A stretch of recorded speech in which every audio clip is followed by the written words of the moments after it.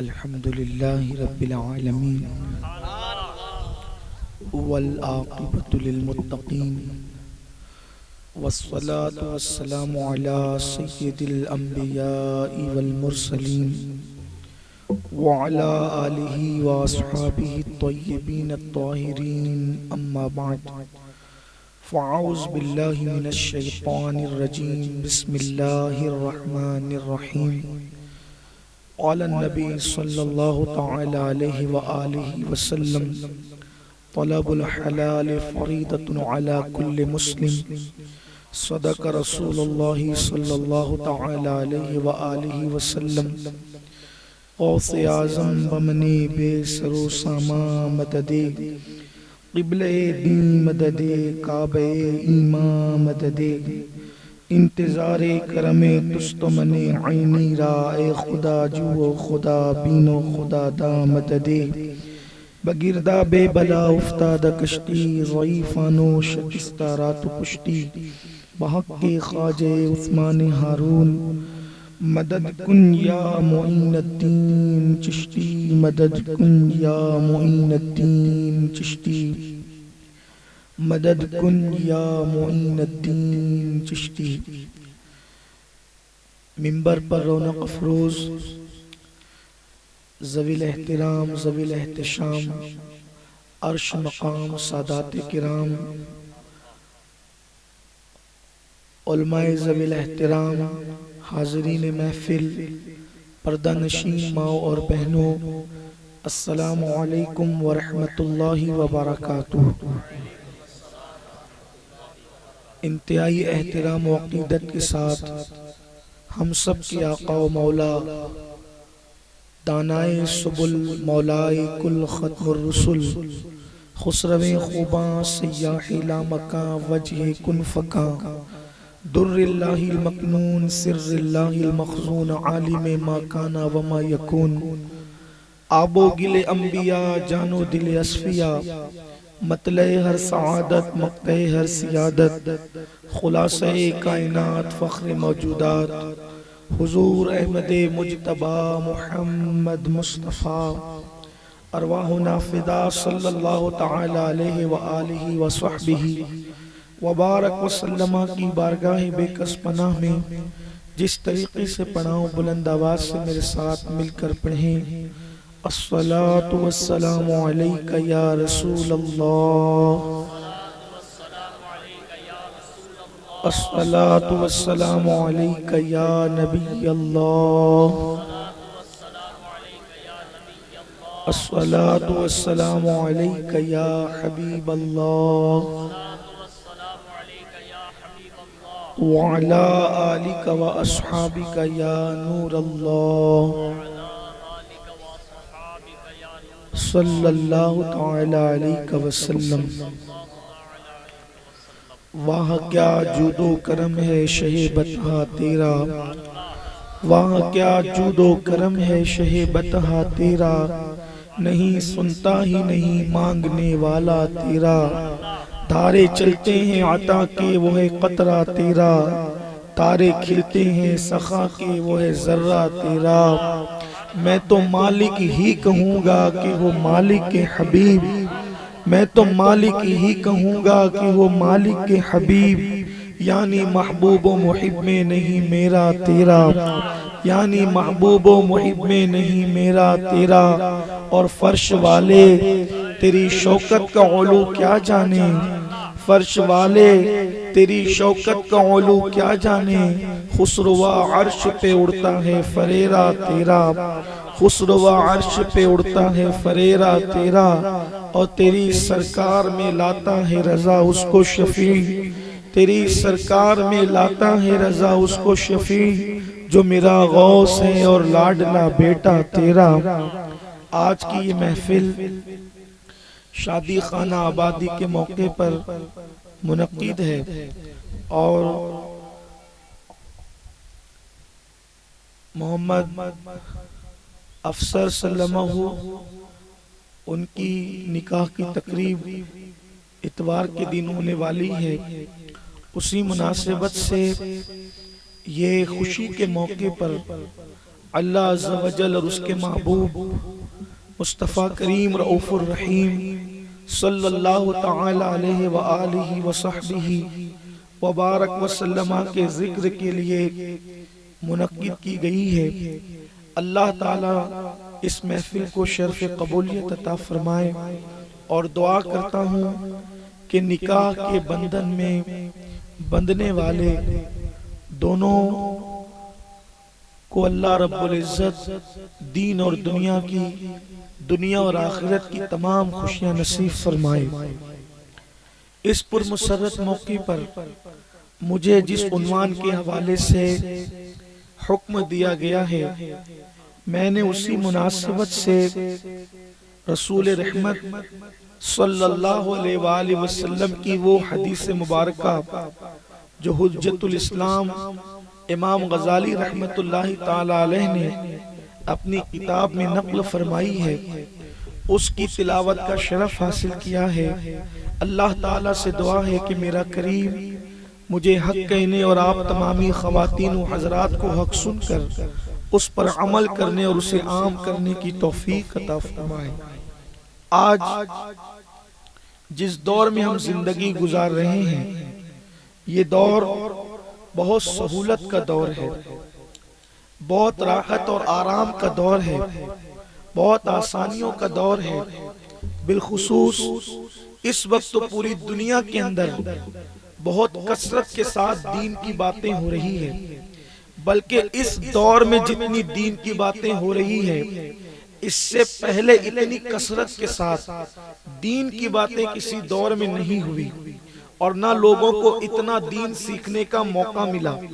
اس کی وجہ یہ ہے کہ اگر ہم کسی محدث، کسی مفسر، کسی صوفی، کسی ولی، کسی خطیب کی گفتگو کو سننا چاہتے اور وہ مصر میں رہتا تو زندگی بھر تمنا کرتے کہ کاش اس سے کہیں ملنے کا شرف مل جائے اور اس کے پاس بیٹھ کر اس کی دو باتیں سن لیں، لیکن زندگیاں تمام ہو جاتی تھی۔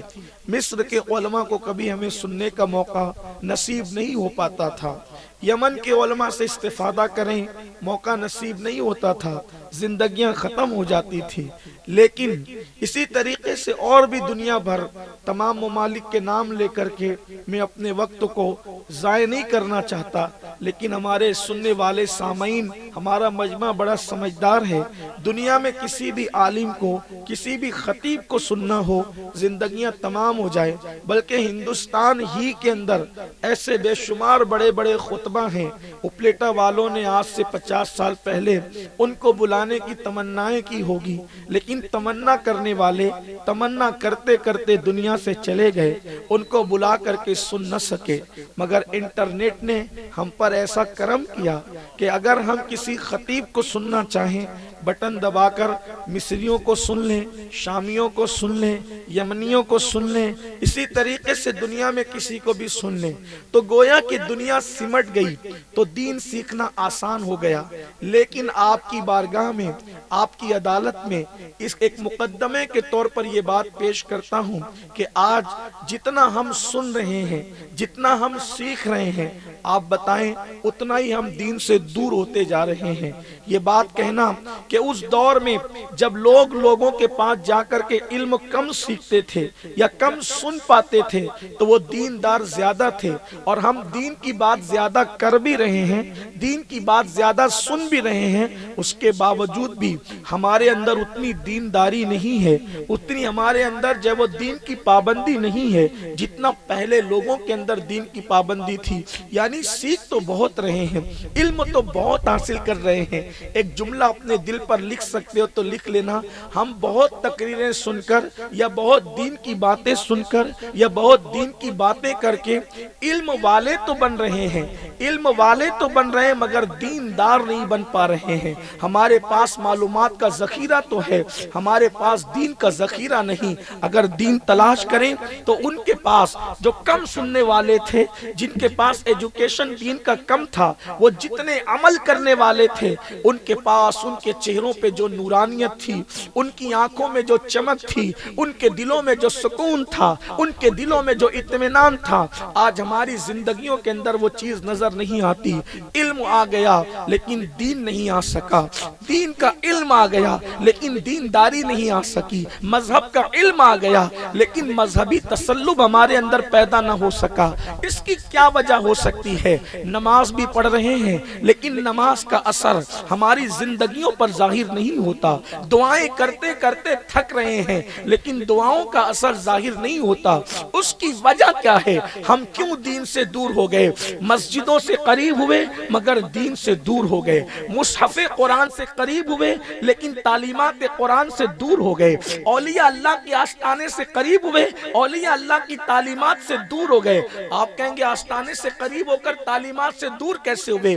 دیکھو کل غریب نواز کے عرس میں جتنی تعداد مسلمانوں کی جمع ہوتی تھی اس سے تعداد کئی پرسنٹ بڑھ چکی ہے۔ محبوب الہی کے آستانے پر کل جتنے لوگ جمع ہوتے تھے آج اس میں تعداد کا اضافہ ہو گیا۔ صابر کلیر کے آستانے پر کل جتنی بھیڑ ہوتی تھی اس سے زیادہ اس کا اضافہ ہو گیا۔ آستانوں سے قریب ہوئے ولیوں سے دور ہوئے، مزارات سے قریب ہوئے اولیاء اللہ کے کردار سے دور ہوئے، حتیٰ کہ نبی کا نام زیادہ لے رہے ہیں لیکن نبی کی سنتوں سے دور ہو گئے۔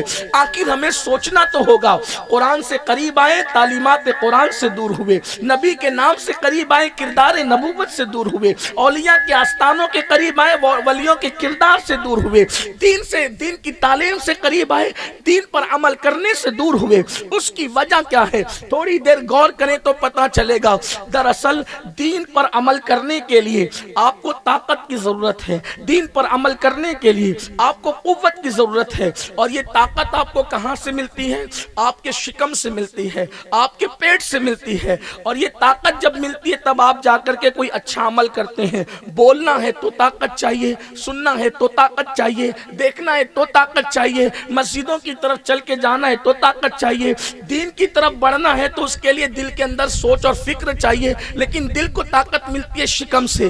وہ کیا جوہر کھو گیا، وہ کیا نعمت کھو گئی جس کی بنیاد پر ہم دین سے دور ہو گئے؟ تو اس کی بنیادی وجہ یہ ہے کہ ہمارے پاس سب کچھ رہا لیکن ہمارے پاس لقمہ حلال کی کمی ہو گئی۔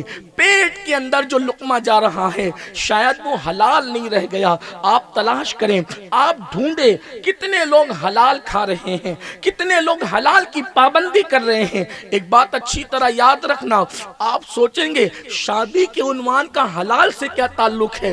یاد رکھیے، اس لیے کہ شادی جب ہوتی ہے تو نکاح کے بعد نسلیں بڑھتی ہے، نسلیں بڑھ رہی ہے لیکن اسلام کو بدنام کرنے والی نسلیں بڑھ رہی ہے، نسلیں خراب ہو رہی ہے، اور اس کے خراب ہونے کی وجہ کیا ہے؟ کہ حلال لقمہ ہمارے معاشرے سے ختم ہو گیا ہے، رزق حلال ہمارے اندر نہیں رہا ہے۔ بڑی معذرت کے ساتھ داڑیاں دیکھو تو سینے تک ہے، ٹوپیاں دیکھو تو اس کے حسن کا انجام ہی کچھ اور ہے، لباس کے اندر سفیدی اور چمک ہے لیکن پیٹ کے اندر وہ گندگی ہے۔ اللہ اکبر، جس کو 7 سمندر کا پانی نہ دھل سکے۔ میرے آقا صلی اللہ علیہ وسلم کے پیارے دیوانوں، اللہ کے حبیب صلی اللہ علیہ وآلہ وسلم نے ارشاد فرمایا، طلب الحلال فریضۃ علی کل مسلم، ہر مسلمان پر حلال روزی کا طلب کرنا فرض ہے۔ آپ کو تہجد بہت زیادہ پڑھنے کی ضرورت نہیں، تہجد نفل ہے، آپ تہجد بھی پڑھ رہے ہیں، اشراق بھی پڑھ رہے ہیں، ہاتھ میں بٹن والی تسبیح بھی موجود ہے، لیکن اس کے اثرات کیوں نہیں ہیں؟ اس لیے کہ پیٹ میں حلال نہیں ہے۔ میرے آقا صلی اللہ علیہ وسلم کے دیوانوں، اللہ نہ کرے اگر کوئی تہجد نہیں پڑھتا نہ پڑھے، میں منع نہیں کر رہا ہوں پڑھنے کے لیے، لیکن آپ سے بات کہنا چاہتا ہوں، اگر کوئی تہجد نہیں پڑھتا نہ پڑھے، ہاتھ میں تسبیح نہ ہو لیکن اگر پیٹ میں لقمہ حلال موجود ہے تو اس کی 2 رکعت نماز بھی اس کو اللہ کا ولی بنانے کے لیے کافی ہے، اس کو اللہ تک پہنچانے کے لیے کافی ہے۔ ہم نے بہت چیزوں پہ توجہ کی لیکن ہم نے حلال پر توجہ نہیں کی۔ آئیے اللہ کے حبیب علیہ السلام نے حلال کی کتنی تاکید فرمائی۔ ایک صحابی بارگاہ رسالت مآب صلی اللہ علیہ وآلہ وسلم میں حاضر ہوتے ہیں اور عرض کرتے ہیں، یا رسول اللہ صلی اللہ علیہ وآلہ وسلم، میری تمنا یہ ہے، میری تڑپ یہ ہے کہ میں جو بھی دعا کروں اللہ میری ہر دعا قبول فرمائے۔ اللہ کے حبیب سے صحابی نے پوچھا صحابی کی تو ہر دعا قبول ہے، لیکن صحابی کہہ رہے ہیں یا رسول اللہ صلی اللہ علیہ وآلہ وسلم میری تمنا یہ کہ میری ہر دعا قبول ہو۔ حضور علیہ السلام نے کوئی لمبی چوڑی فہرست نہیں دی، ایک ہی بات بتائی، فرمایا حلال کو لازم پکڑ لے، تو اللہ سے جو دعا کرے گا اللہ تیری ہر دعا کو قبول فرمائے گا۔ حلال نہیں ہے معاشرے میں، آپ دیکھ لیں گھروں کے اندر بڑے بڑے ٹکڑے لٹکے ہوئے ہیں، گھروں کو گویا ہم نے خانقاہ بنا دیا ہے، لیکن لمبے ٹکڑے لٹکانے سے کیا جاتا ہے جبکہ پیٹ ہی میں حلال نہ ہو۔ حلال نہ کھانے سے نسلیں تباہ ہوتی ہے، حلال نہ کھانے سے نسلیں برباد ہوتی ہے۔ اگر آج مسلمان چاہتا ہے ہمارے یہاں محبوب الہی کیوں پیدا نہیں ہوتے، ہمارے یہاں صابر کلیر کیوں پیدا نہیں ہوتے، ہمارے یہاں قطب الدین بختیار کاکی کیوں پیدا نہیں ہوتے؟ کیوں؟ کیا نماز موجود نہیں؟ بختیار کاکی کے دور میں جتنی مسجدیں تھیں اس سے زیادہ مسجدیں تو آج موجود ہیں۔ بختیار کاکی کے دور میں جتنے مدرسے تھے اس سے زیادہ مدرسے تو آج موجود ہیں۔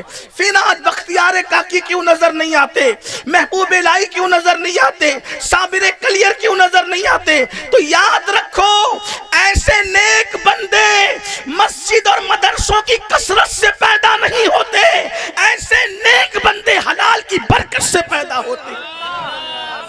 اگر ایسے نیک لوگ دیکھنا ہے تو حلال کو لازم کرنا پڑے گا۔ اسی لیے اللہ کے حبیب صلی اللہ علیہ وآلہ وسلم نے اپنی زندگی میں کسی کے ہاتھ نہیں چومے۔ حضور علیہ السلام نے اپنی زندگی میں کسی کے ہاتھ چومے ہیں تو دو مقام ہے۔ متانا ہم فاقہ تو کر سکتے ہیں لیکن لقمہ حرام اپنے پیٹ میں داخل نہیں کر سکتے۔ میرے آقا صلی اللہ علیہ وسلم کے دیوانوں فجر کی نماز ہوئی ہے، کہاں پر؟ مدینہ طیبہ میں نماز فجر ہوئی، اور فجر کی نماز کے بعد اللہ کے حبیب علیہ السلام کے پیچھے نماز پڑھی گئی، اور پھر نماز کے بعد آقا علیہ السلام کی عادت کریمہ تھی کہ مسجد نبوی شریف کے اندر جو ہے صحابہ کی طرف رک کر کے بیٹھ جاتے تھے، صحابہ کرام کو نصیحت کرتے تھے۔ ایک نوجوان اٹھے، اس محفل میں بیٹھے نہیں اور تیزی سے جانے لگے۔ اللہ اکبر! پوچھنے والے نے پوچھا کہاں جا رہے ہو؟ تو کہا تجارت کے لیے بازار جا رہا ہوں، اس لیے کہ ہم بھی یہ سمجھتے ہیں جو تاجر ہے وہ دنیا دار ہے، کاروباری ہے وہ دنیا دار ہے۔ دیندار کون؟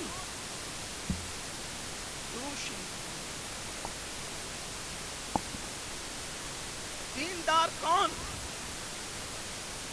اگر امین القادری نے جبہ پہن لیا تو وہ دیندار ہے، داڑھی رکھ لی تو وہ دیندار ہے۔ ہمارے نزدیک دینداری کا معیار یہ ہے، کپڑے ہو گئے، بال ہو گئے، ٹوپیاں ہو گئی، لیکن سنو قرون اولیٰ کے مسلمانوں کی فکر کیا ہے؟ جب تجارت کے لیے جوان کو جاتے دیکھا، تجارت کے لیے جا رہے ہو، ان کی زبان سے نکلا کیا یہ اچھا ہوتا کہ تو مسجد میں بیٹھتا اور تجارت کے لیے نہ جاتا۔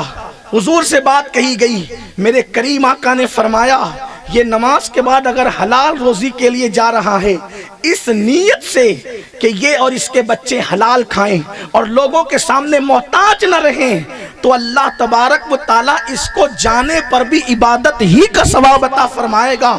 بلکہ میرے آقا صلی اللہ علیہ وسلم فرماتے ہیں جو حلال روزی کمائے، حتیٰ کہ اس کو کماتے کماتے پسینہ آ جائے اور اس کے پسینے کے قطرے ٹپکیں تو پسینے کا ہر قطرہ اس کے گناہوں کو لے کر کے ٹپکتا ہے، اور جو صبح کو گھر سے نکلے حلال کے لیے اور شام کو حلال کما کے اس طرح لوٹے کہ اس کا جسم تھک جائے، جو حلال کماتے کماتے تھک جائے وہ گناہوں سے ایسے پاک کر دیا جاتا ہے جیسے ابھی اس کے ماں کے پیٹ سے اسے پیدا کیا گیا ہو۔ جس دن وہ ماں کے پیٹ سے پیدا ہوا تھا اس کے جسم پر کوئی گناہ نہ تھا، اس کے نام اعمال میں کوئی گناہ نہ تھا۔ وہی کیفیت شام کو اس تاجر کی ہوتی ہے جو حلال کماتا ہے۔ اب آپ کے دماغ میں بات آئی ہوگی الحمدللہ میں تو حلال کماتا ہوں، کیوں؟ اس لیے کہ میں تو شراب کا دھندا نہیں کرتا، میں تو جوے کا دھندا نہیں کرتا، میں تو لاٹری کا دھندا نہیں کرتا، میں تو جو ہے وہ جوے کے اڈے نہیں چلاتا، سنیما ہال میرے نہیں چلتے، میں تو حلال کماتا ہوں، مجھے بھی جنت کا سرٹیفکیٹ ملا۔ نہیں نہیں میرے عزیز، اگر تیری کرانہ دکان ہے تو تو بھی حرام کماتا ہے، اگر تیرے پھل کی دکان ہے تو تو بھی حرام کماتا ہے، اگر تیرے کپڑوں کی دکان ہے تو تو بھی حرام کماتا ہے۔ بات کیا ہے؟ حلال چیزیں بیچ کے حرام کیسے کما رہا ہے؟ اس کی وجہ یہ ہے کہ جب تو پھل بیچ رہا ہے تو اس کا عیب دکھائے بغیر بیچ رہا ہے، میٹھا بول کر کے کھٹا دے رہا ہے، اچھا بول کر کے سڑا ہوا دے رہا ہے، کیا یہ حرام نہیں؟ اس لیے کہ اسلام تو یہ کہتا ہے اگر تیری تجارت نہ بکے لیکن تجھے نہیں بولنا، اللہ اکبر۔ اور جب تجھے تجارت کرنی ہے، کوئی کسٹمر آئے اس کو تو نے دھوکہ نہیں دینا، حتیٰ کہ یہاں تک کہ ہے اگر کھوٹا سکہ کسی کو دینا پڑے، ہم کھوٹا سکہ کسی کو تو چھپا کر کے دیتے ہیں، حتیٰ کہ پھٹی نوٹ دیتے ہیں تو اس کو اور پیسوں میں ملا کر دیتے ہیں، جبکہ ایمانداری اور دیانت کا تقاضا یہ ہے کہ اگر آپ کسی کے ہاتھ میں پھٹی نوٹ دیں تو پہلے بتائیں کہ یہ نوٹ پھٹی ہوئی ہے۔ ایک بار اور درود شریف پڑھ۔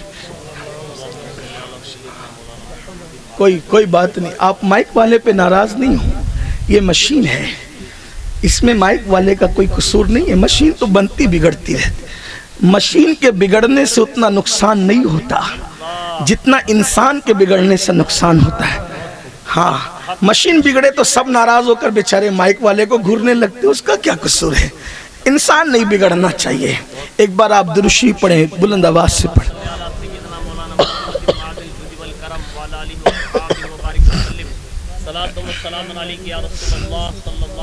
سے درود شریف پڑھ لیں۔ اللہم صلی علی سیدنا مولانا محمد معدن الجود والکرم وآلہ واصحابہ وبارک وسلم، صلاۃ و سلام علیک یا رسول اللہ صلی اللہ علیہ وآلہ وسلم۔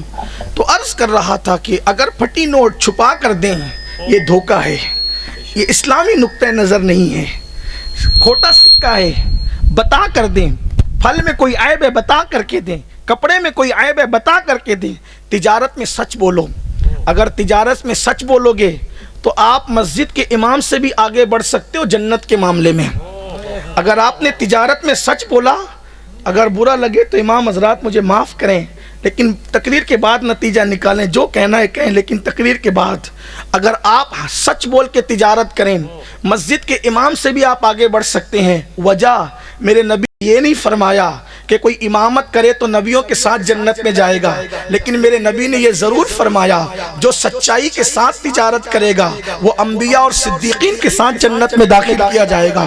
بڑا منصب آپ کو دیا گیا ہے، بڑا مقام آپ کو دیا گیا ہے، لیکن آج ہم سے حلال روٹ گیا یا ہم حلال سے روٹ گئے۔ میرے آقا صلی اللہ علیہ وسلم کے پیارے دیوانوں، نسلیں جو تباہ ہو رہی ہے، بڑھاپے میں جو اولاد لات مار رہی ہے، بڑھاپے میں جو اولاد بے وفائی کر رہی ہے، بڑھاپے میں جو اولاد ہمارے ساتھ غداری کر رہی ہے، وجہ اس لیے کہ ہم نے اولاد کو پالنے کے لیے اللہ سے غداری کی، ہم نے اولاد کو اچھا لقمہ کھلانے کے لیے اللہ کے فرامین سے غداری کی۔ اگر ہم نے اپنی اولاد کو 3 ٹائم کا کھانا کھلانے کی بجائے حرام سے 1 ٹائم کا حلال کھلایا ہوتا تو ہماری اولاد غدار نہ ہوتی، ہماری اولاد بے وفا نہ ہوتی۔ مسلمانوں، آج کیا ہو گیا؟ ہر سال حج ہو رہا ہے، ہر سال عمرہ ہو رہا ہے، ہر سال کہیں ہر مہینے اجمیر شریف بھی جا رہے ہیں، لیکن کیا حلال ہے ہمارے پاس؟ لوگ کہتے ہیں ارے ہر مہینہ جاتا ہوں چھٹی پر، مراد پوری نہیں ہوتی میرے عزیز۔ اگر گھر بیٹھ کے بھی حلال کھا کے غریب نواز کے وسیلے سے دعا کر لیتا تو تیری مراد پوری ہو جاتی۔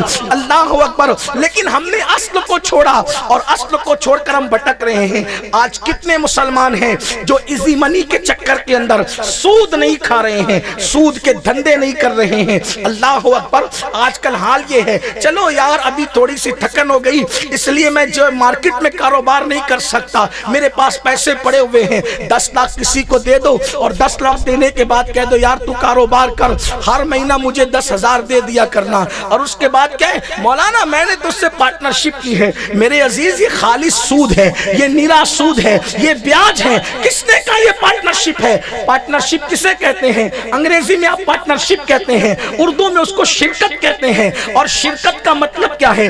شریک کا مطلب کیا ہے؟ یعنی نفع آئے تو بھی برابری میں شرکت ہو اور نقصان آئے تو بھی برابری میں شرکت ہو۔ تجارت کا مطلب یہ ہے نقصان میں بھی برابری کی شرکت، نفع میں بھی برابری کی شرکت۔ کس نے یہ سبق پڑھایا کہ 10 لاکھ پر ہر مہینہ 10,000 تمہیں کم منافع ہوگا؟ 12 بھی ہو سکتا ہے، پھر 10 کیوں لے رہے ہو؟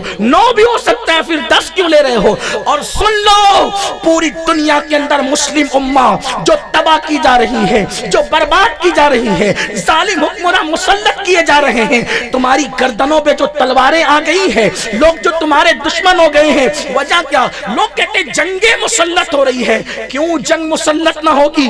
اعلان جنگ تو اللہ نے کیا ہے تم سے۔ اے سود کھانے والو، اے بیاج کے کاروبار کرنے والو، اے حرام لقمے کو فروغ دینے والو، اللہ کے رسول علیہ السلام فرماتے ہیں کہ میرے اللہ کا اعلان ہے جو سود کا دھندا کرے گا میں اس کے ساتھ اعلان جنگ کرتا ہوں۔ اللہ جس سے اعلان جنگ کرے اس کی روزی میں برکت کیسے، اس کے دل میں سکون کیسے، اس کے دل میں اطمینان کیسے؟ یاد رکھو، اگر کسی سے تجارت کر رہے ہو تو نفع میں بھی برابری کی شرکت طے نہیں کر سکتے آپ۔ نفع ہوگا تو حساب کرو، برابر لو، لیکن نقصان ہوگا تو بھی حساب کرو، برابر لو۔ اور سود اتنا بدترین جرم ہے، میں کئی مرتبہ کہہ چکا ہوں، لوگ اس حدیث کے بارے مجھ سے کہتے ہیں نہ بیان کیا کرو، ہمیں شرم آتی ہے۔ حدیث سننے شرم آتی ہے، سود کھانے لوگوں کو شرم نہیں آتی، حرام کھانے لوگوں کو شرم نہیں آتی۔ اللہ کے رسول علیہ السلام نے فرمایا جس نے سود کا صرف ایک لقمہ کھایا گویا اس نے اپنی ماں کے ساتھ 36 مرتبہ زنا کیا۔ ماں کے ساتھ 36 بار زنا کرنے والے کو جو عذاب ملے گا وہی ایک لقمہ سود کا کھانے والے کو ملے گا جس نے پوری زندگی سود کھاتے گزار دی، جس کا لباس بھی سود کا۔ اچھا کچھ لوگ ایسا بھی کرتے ہیں جو حرام کاروبار کرتے ہیں، وہ مسجد مدرسوں میں زیادہ خرچہ کرتے ہیں، افطار بھی لوگوں کو خوب کراتے ہیں، سحریہ بھی کراتے ہیں، نیاز بھی کثرت سے کرتے ہیں۔ حرام کما کر نیک کام کرنے والوں، حرام سے نیک کام کرنے کا مطلب ایسے ہی ہے جیسے ناپاک کپڑے کو پیشاب سے دھویا جائے۔ اگر کوئی ناپاک کپڑے کو پیشاب سے دھو تو اس کپڑے کا انجام کیا ہوگا؟ ایسے ہی حرام روزی سے، حرام کاروبار سے نیک کام کرنے والوں کا انجام ہے، ثواب ملنا تو دور کی بات ہے، الٹا وہ عذاب میں گرفتار ہوگا، گناہ میں مبتلا ہوگا۔ اس لیے میں اپنی گفتگو کو بہت طویل نہیں کرنا چاہتا، مختصر آئیں۔ اب آئیے، اگر حرام کی بات آپ کے سمجھ میں آ گئی، یہ بھی کہتا ہوں کچھ ایسے لوگ ہیں جو شارٹ میں ترقی کرنے کے چکر میں کیا کرتے ہیں، کسی کا بھی بڑے بیوپاری کا لمبا چوڑا لے لیتے ہیں اور لے کر کے چند دنوں کے بعد غائب ہو جاتے ہیں، اور اس کے بعد پھر چند دنوں تک غائب رہتے ہیں، پھر ماشاءاللہ داڑھی آ جاتی ہے، پہلے سب کے نمازی بن جاتے ہیں۔ کیا کیا مولانا؟ اب میں نے توبہ کر لیا۔ ہر چیز کی توبہ کان پکڑنا نہیں ہے۔ اگر کسی بیوپاری کا پیسہ لے کر کے بھاگے تھے تو عرفات میں جا کر استغفر اللہ پڑھنا بھی کام نہ آئے گا، مینا میں جا کے گڑ گڑانا بھی کام نہ آئے گا۔ پیسہ لے کر بھاگنے کی توبہ یہ ہے کہ جتنا لیا تھا جب تک کہ وہ پیسہ اس کو لوٹائیں گے نہیں، آپ کی توبہ نہیں مانی جائے گی، چاہے مینا میں جاؤ چاہے عرفات میں جاؤ۔ حتیٰ کہ سنیو اگر میرا جملہ برداشت کر سکتے ہو تو کر لو، رسول اللہ کے مزار اقدس پر جا کر بھی اگر توبہ کرو گے تو جب تک اس کا پیسہ نہ لوٹا دو اس وقت تک وہ آپ کی توبہ نصوحہ مانی نہیں جائے۔ یہ چٹنگ ہے، چٹنگ ہے۔ لوگوں کو عقیدتوں کا جھانسا دے کر کے دھوکہ نہ دینا۔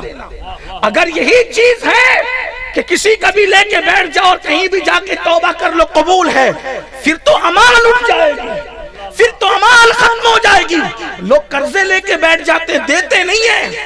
اللہ کے رسول علیہ السلام ایک جنازے میں تشریف لائے، اللہ کے رسول ایک جنازے میں تشریف لائے۔ قربان، جب میں یہ حدیثیں پڑھتا ہوں کہ وہ جنازے میں آئے تو میرا دل اندر سے جھومنے لگتا ہے، کیونکہ وہ کسی کے جنازے میں آئے، وہ کسی کے جنازے میں آئے۔ تصور تو کرو، اگر وہ ایک بار ایک قدم کسی کی قبر میں رکھ دیتے ہیں تو وہ قبر میں جنت کی کھڑکی کھول دی جاتی ہے، مشرق سے لے کے مغرب تک اس قبر کو کشادہ کر دیا جاتا ہے، اس قبر میں جنت کا بستر لگا دیا جاتا ہے، اس قبر کو جنت کے باغوں میں سے جنازے میں آئے تو صاحب جنازہ کی شان کیا ہے؟ وہ جنازے میں آ جائے، ارے جنازے پہ نبی کا نام پڑھ دو تو اس کی مغفرت ہو جائے۔ بلکہ اگر کوئی نیک کسی کے جنازے میں آ جائے تو اس کے آنے سے میت کی مغفرت ہوتی، نبی کا غلام آئے تو مغفرت ہو جائے، صاحب شفاعت آئے تو شان کیا ہوگی؟ جس کے سر پہ شفاعت کا سہرا سجا ہے، جس کے ماتھے شفاعت کا سہرا سجا، جس کے ماتھے شفاعت کا سہرا سجا، اس جبین سعادت پہ لاکھوں سلام۔ نبی کی شان کیا ہے؟ ہمارے علماء فرماتے ہیں جتنی دیر تک حضور کسی چٹائی پہ بیٹھ جائیں، اگر آپ کی توجہ ہے اپلیٹا والوں تو دھیان دیں، حضور کی آنے کی بات کر رہا ہوں، آنے کی اہمیت سمجھ میں آئے گی، قرضے کی اہمیت سمجھ میں آئے گی۔ لے کے کھا رہے ہو، لے کے بیٹھ رہے ہو، بڑے تاجر بننے کا شوق ہے، بڑا تاجر بننا ضروری نہیں، بڑا مومن بننا ضروری ہے، بڑا مسلمان بننا ضروری ہے، اس کے بغیر جنت نہیں ملنے والی۔ اللہ اکبر۔ حضور اگر کسی چٹائی پر بیٹھیں، لکڑے کی ہو وہ چٹائی، کھجور کی چھال کی ہو چٹائی، کسی چیز کی ہو، حضور جتنی دیر چٹائی پہ بیٹھے ہیں اتنی دیر وہ چٹائی اللہ کے عرش سے افضل ہو جاتی ہے۔ جس پہ حضور بیٹھ جائیں، جس چادر پہ بیٹھ جائیں، اتنی دیر تک وہ چادر عرش اعظم سے افضل ہو جاتی ہے۔ کیوں؟ اس لیے کہ عرش تمنا کر رہا ہے ایک مرتبہ مجھ پہ آ جائے تو میری معراج ہو جائے۔ وہ جس چٹائی پہ بیٹھ جائے، عرش اور چٹائی کو رشک کی نظر سے دیکھتے ہیں، تجھے تو محبوب مل چکا ہے، تجھے تو وصال یار نصیب ہو گیا۔ میرے امام کہتے ہیں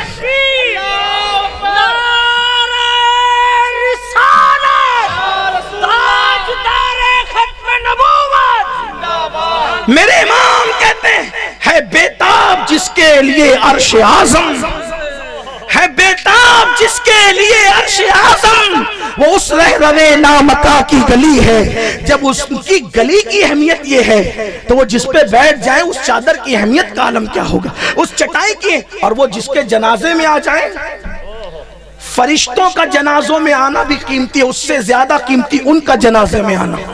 حضور ایک صاحب کے جنازے میں آئے، جنازے پہ کھڑے ہو گئے، نماز شروع کرنا چاہتے ہیں، حضور پیچھے ہو گئے، اللہ کے رسول پیچھے ہو گئے، فرمایا تم میں سے کوئی جنازہ پڑھاؤ۔ میں نہیں پڑھاؤں گا،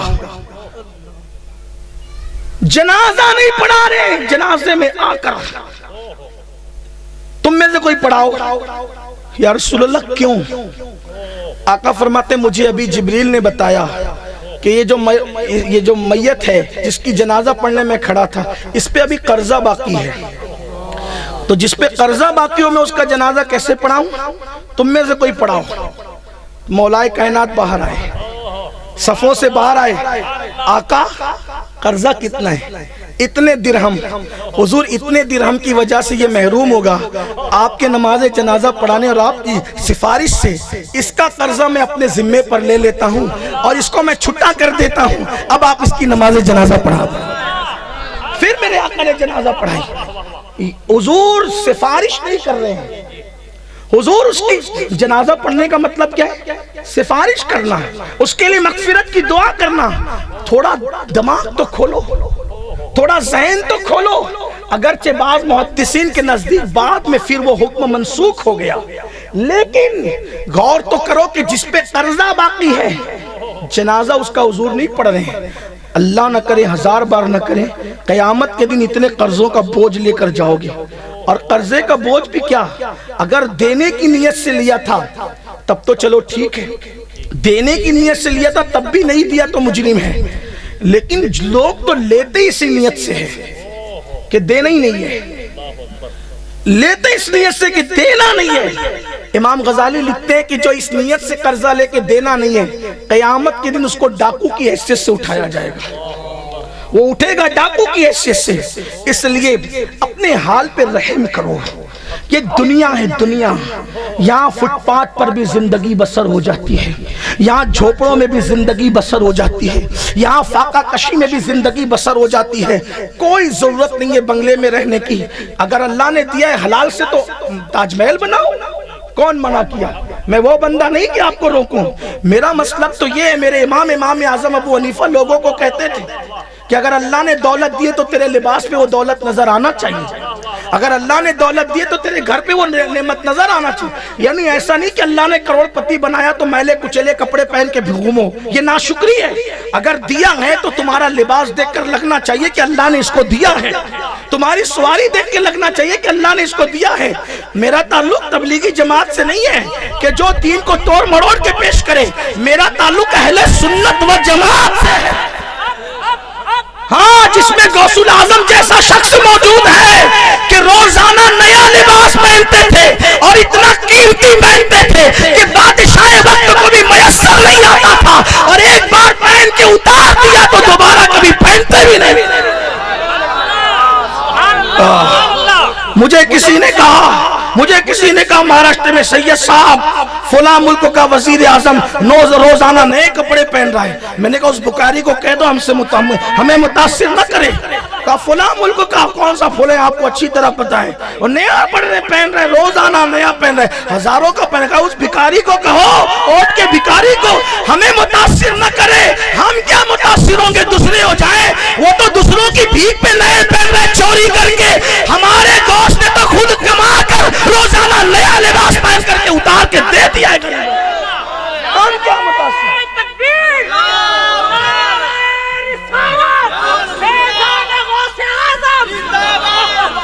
اچھے کپڑوں کو میں کیوں منع کروں جبکہ میرے پیر نے اچھے کپڑے پہنے، اور صرف میرے پیر غوث اعظم نے نہیں پہنے. رسول اعظم نے پیون والا بھی پہنا، لیکن کبھی اتنا قیمتی بھی پہنا عید کے موقع پر کہ 27 اونٹ دے کر ایک جبہ خریدا. اس دور میں 27 اونٹ دے. یہ جو کہتے ہیں نا اسلام سادگی کا نام ہے، اور سادگی کپڑوں کا نام نہیں ہے. سادگی دل کے تکبر کو نکال دینے کا نام ہے. تیرے بدن پہ اچھا کپڑا ہو لیکن تو تکبر نہ کرے، دل جھکا کے کہے اگر تو نہ دیتا تو میں کیسے پہنتا. سادگی اس کا نام ہے. سادگی اس کا نام ہے. تکبر اس دل سے نکال دینے کا نام ہے. حضور علیہ السلام نے 27 اونٹ دے کر بھی خریدا ایک جبہ. حضور کے جبے کیسے یمن سے آتے ہیں. حضور نے یمنی جبے بھی پہنے. حضور نے یمنی جبے بھی پہنے، یعنی صرف مدینہ منورہ سے لے کے نہیں پہنے، یمنی بھی پہنے. اٹھا کے سیرت پڑھو. ہمیں سیرت پتہ نہیں ہے تو دولت تو نظر آنا چاہیے لباس پر. بلکہ ہمارے امام اعظم تو کہتے تھے عطر قیمتی لگاؤ اگر اللہ نے دیا ہے تو.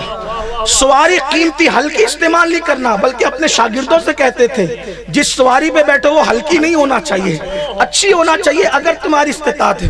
کیوں؟ کیونکہ میری جماعت میں اہل سنت و جماعت میں تو کوئی غریب ہے ہی نہیں. اگر آپ اس میں سبحان اللہ نہیں کہیں گے تو مجھے اعتراض ہوگا. میری جماعت میں کوئی غریب نہیں ہے. آپ کہیں گے کیوں نہیں ہے؟ کیوں نہیں ہے؟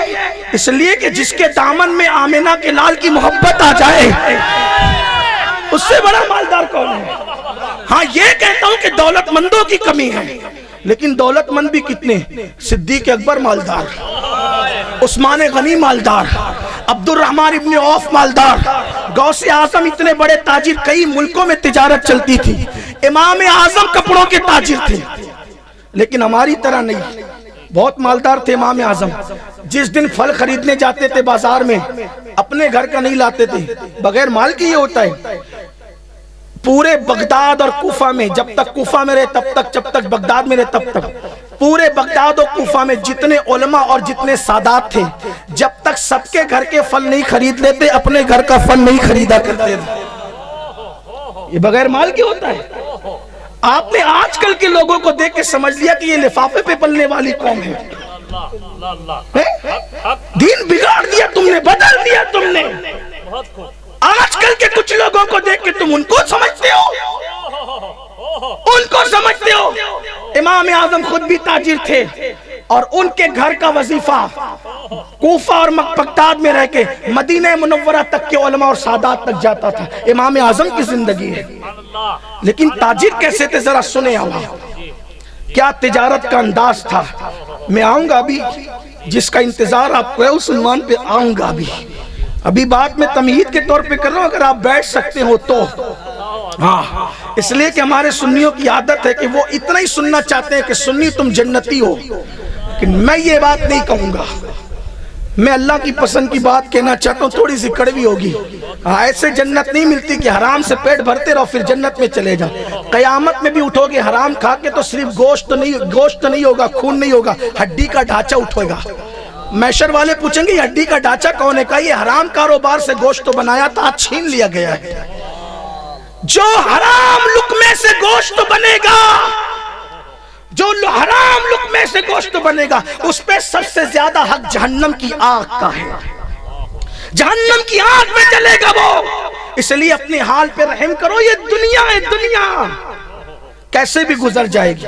حلال ملتا ہے تو لو، عیش کرو، مزہ کرو، انجوائے کرو، گناہ نہیں کرنا، عیاشی نہیں کرنا، آوارگی نہیں کرنا۔ جو اسلام میں جتنی انجوائے کی اجازت ہے کسی مذہب میں نہیں ہے۔ کتنی انجوائے پتہ ہے ہمارے ہاں؟ یہ جو نفل روزہ رکھے اور نفل روزہ رکھ کر کے اللہ کی بارگاہ میں صبر کرے اس کا ثواب، اور جو اچھا کھانا کھا کے شکر کرے اس کا ثواب، دونوں برابر ہے۔ روزہ رکھ کے صبر کرنے والا اور کھا کے شکر کرنے والا دونوں برابر ہے۔ اس سے بڑھ کر بھی کوئی بات ہوگی؟ شادی کے بعد اگر غسل جنابت کرو تو اس پہ بھی ثواب ہے۔ کوئی مذہب ایسا؟ مجھے بتاؤ کوئی مذہب ایسا ہے کہ بیوی کے ساتھ رات گزار کر کوئی غسل کرے صبح کو، اس پہ بھی ثواب؟ کوئی ہے ایسا ثواب دینے والا؟ ثواب کا تصور تو کہیں ہے ہی نہیں۔ اور کتنا ثواب! آقا کریم فرماتے ہیں، فقی ابو اللہ سمرقندی نے لکھا کہ جو بیوی کے ساتھ شب گزارے اور اس کے بعد غسل کرے تو جتنے غسل کے قطرے ٹپکتے ہیں ان کی تعداد کے برابر فرشتے پیدا کیے جاتے ہیں، اور وہ قیامت تک اس کے لیے مغفرت کی دعا کرتے ہیں۔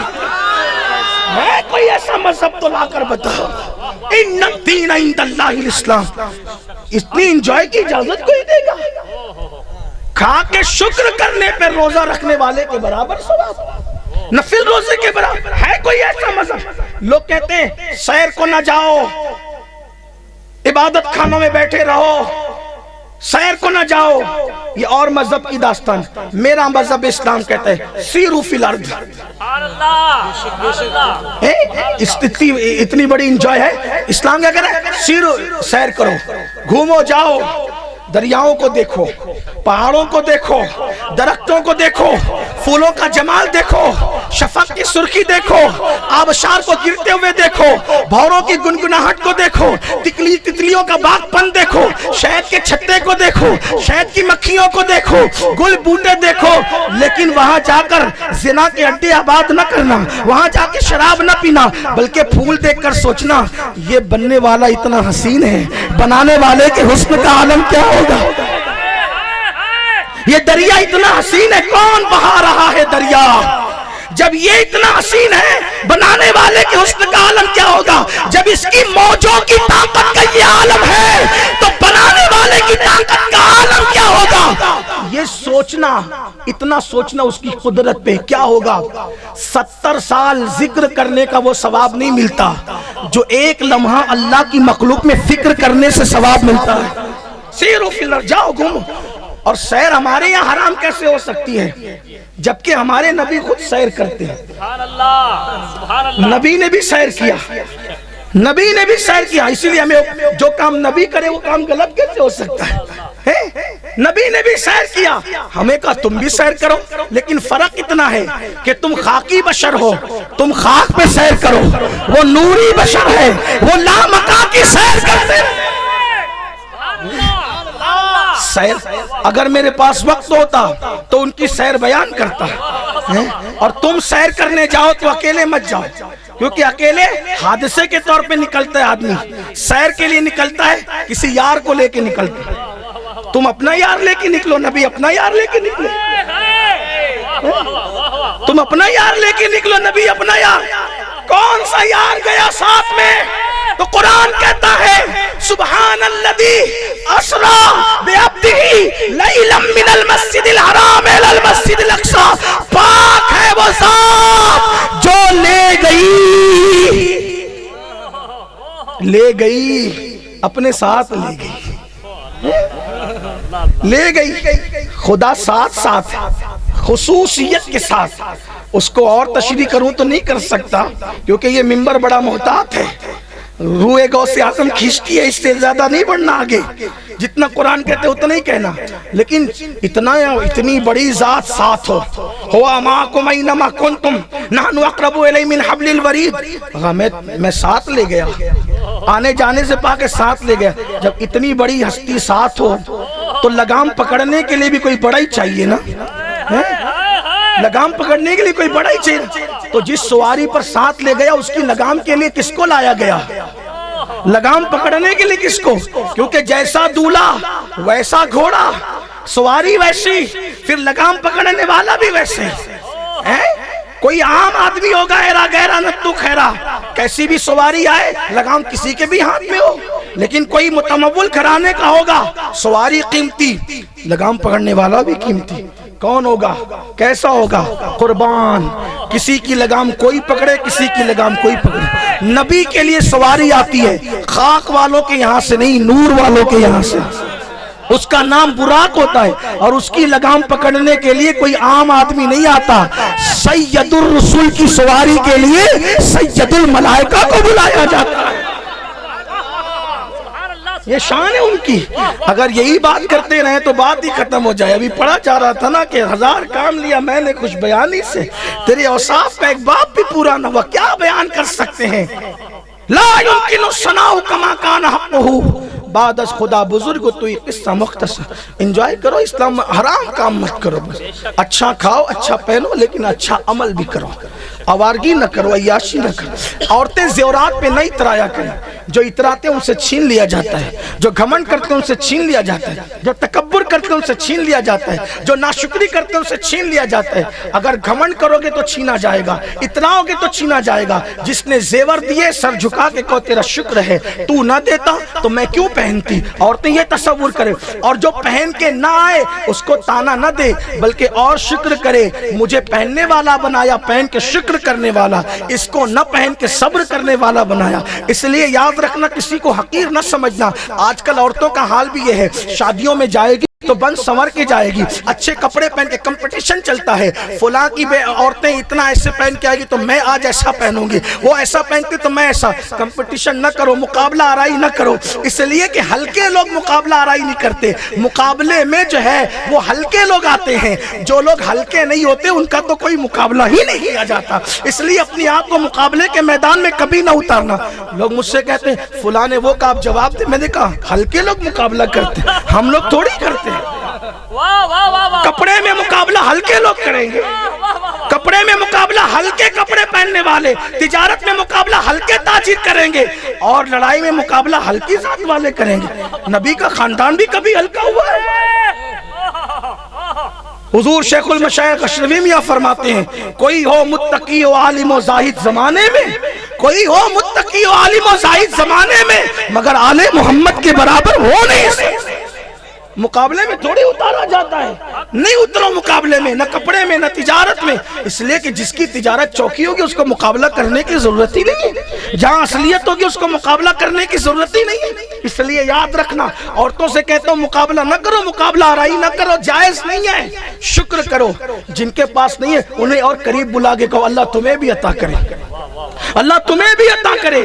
بہرحال بات دور نکلتی ہے، مجھے جلدی سے اپنے عنوان کی طرف آنا ہے. عرض کر رہا تھا امام اعظم بھی تاجر، غوث اعظم بھی تاجر. امام اعظم کیسے تاجر تھے، ہم کیسے، ذرا دیکھو.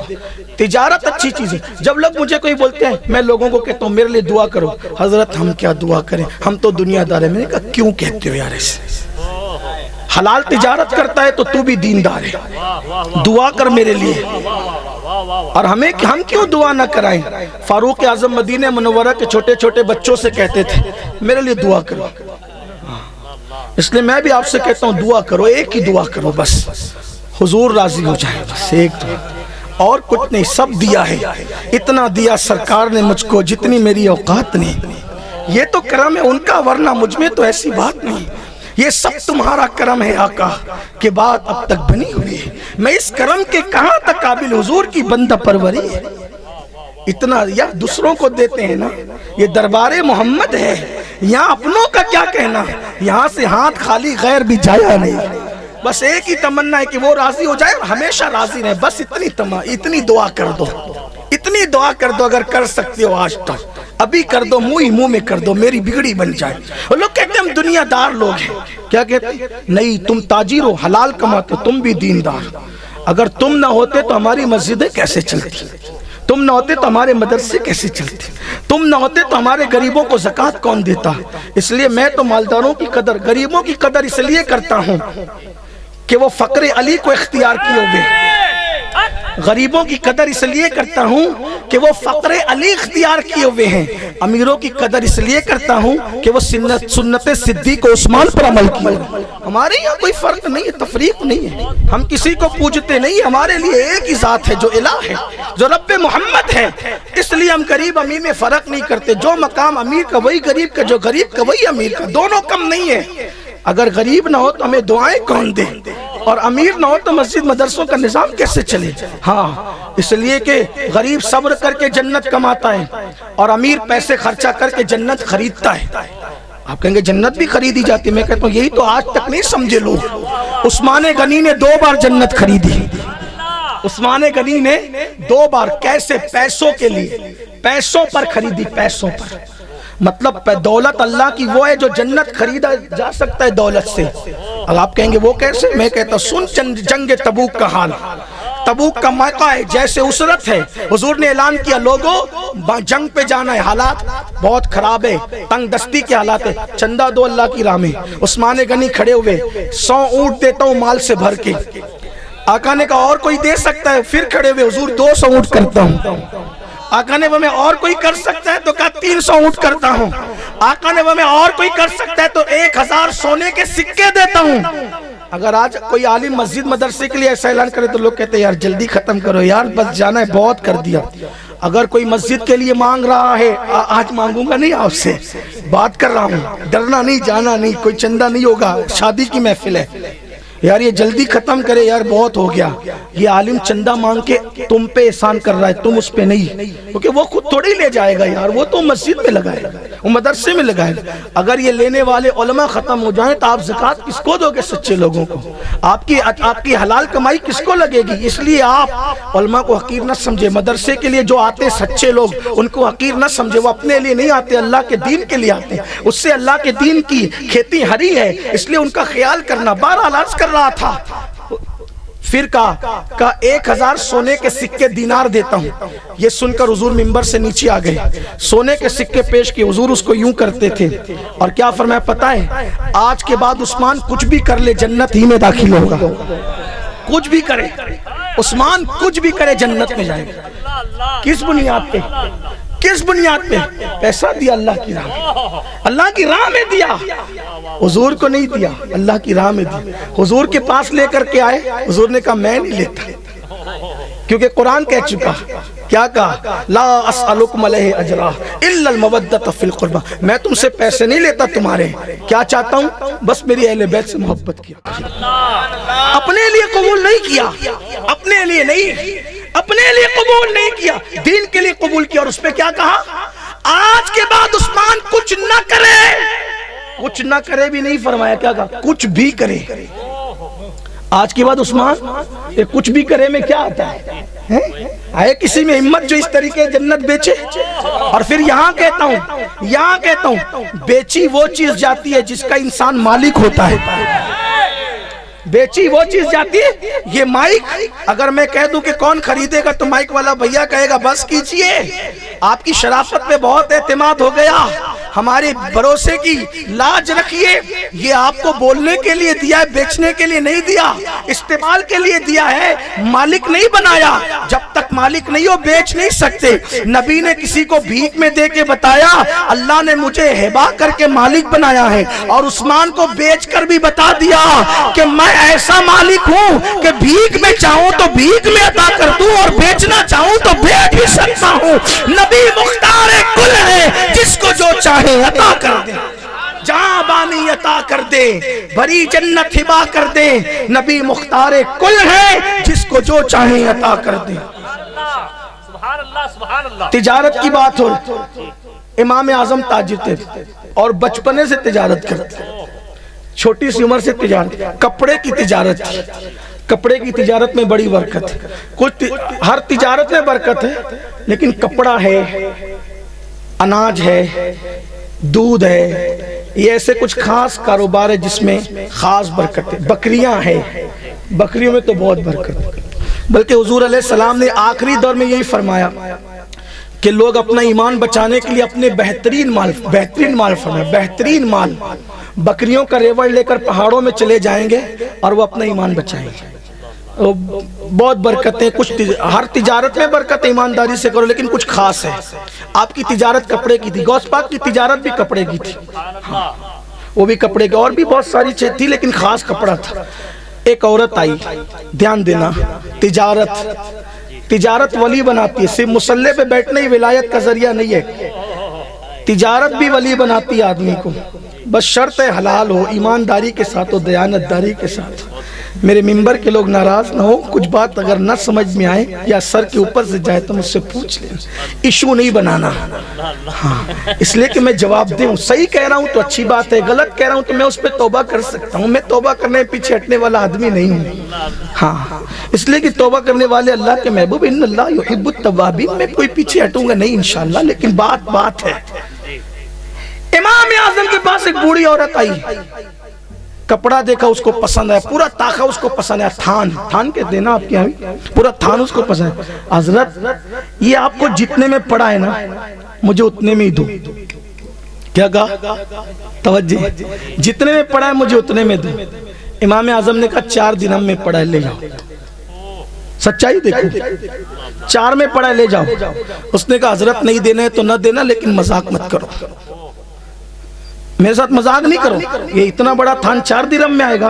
فرمایا مائی تو نے جب کہہ دیا کہ جتنے میں پڑا اتنے میں دو تو پھر ایمانداری اور مسلمان ہونے کا تقاضا یہی ہے کہ جتنے پڑا اتنے میں دیں گے۔ دراصل ہوا یہ تھا کہ میں نے یہ اور اس کے ساتھ 2 کپڑے کے تھان ایک ساتھ خریدے تھے، تو جو میں نے پہلا جو خریدا تھا، سمجھ لو سمجھانے کے لیے کہہ رہا ہوں، رقم ادھر ادھر ہو سکتے ہیں، مثال کے تو میں نے 60 درہم میں خریدا تھا دونوں، میں نے دونوں کتنے میں خریدا تھا؟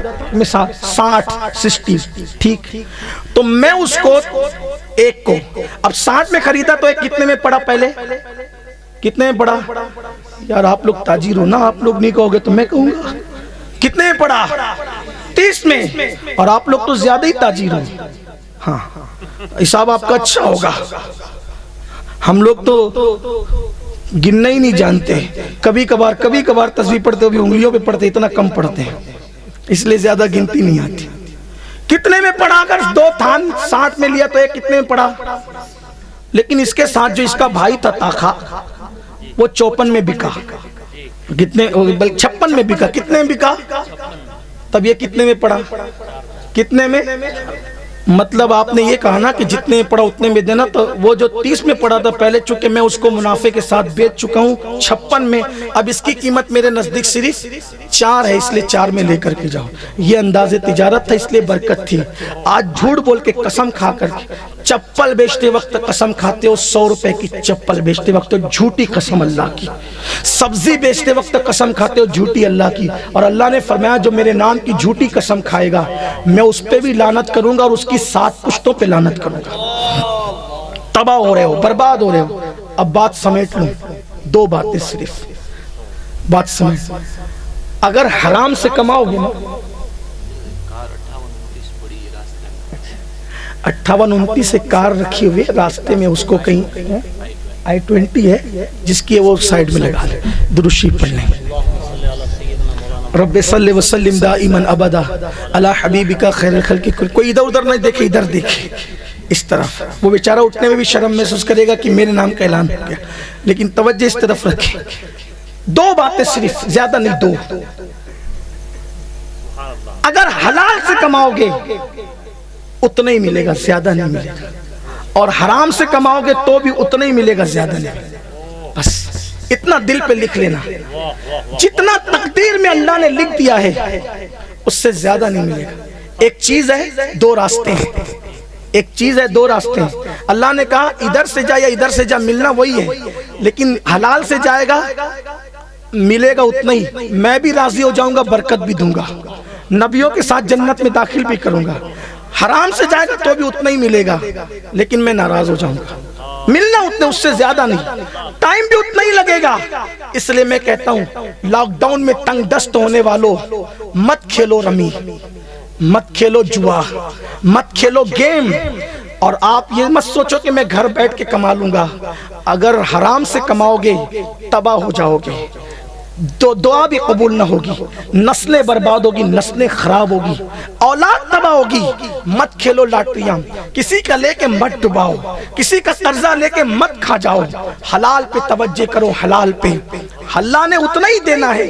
نیت درست کر لو، آج میں نے حلال سے، میں حلال ہی سے فاقہ کر لوں گا، لیکن حرام کی طرف اب نہیں جاؤں گا۔ کچھ دن آئے گی آزمائش، کچھ دن آئے گی، لیکن پھر دیکھنا کیسے دے گا، اس کو دینا آتا ہے، اس کے دینے کے انداز آتے ہیں۔ میں نے آج جمعہ کی نماز میں کہا، اس لیے کہ دولت وہ بچا کے رکھتا ہے جس کی اولاد ہوتی ہے، کہ اولاد ہے تو میں اولاد کے لیے بچا کے رکھوں۔ اللہ کہتا ہے لم یلد ولم یولد، میری کوئی اولاد ہی نہیں ہے، بندو میرا خزانہ تو تمہارے لیے ہے، تمہیں نہیں دوں گا تو کس کو دوں گا، تمہیں نہیں دوں گا تو کس کو دوں گا۔ ارے موسیٰ کی امت کو اتنا دیا، تم تو محبوب کے ہو،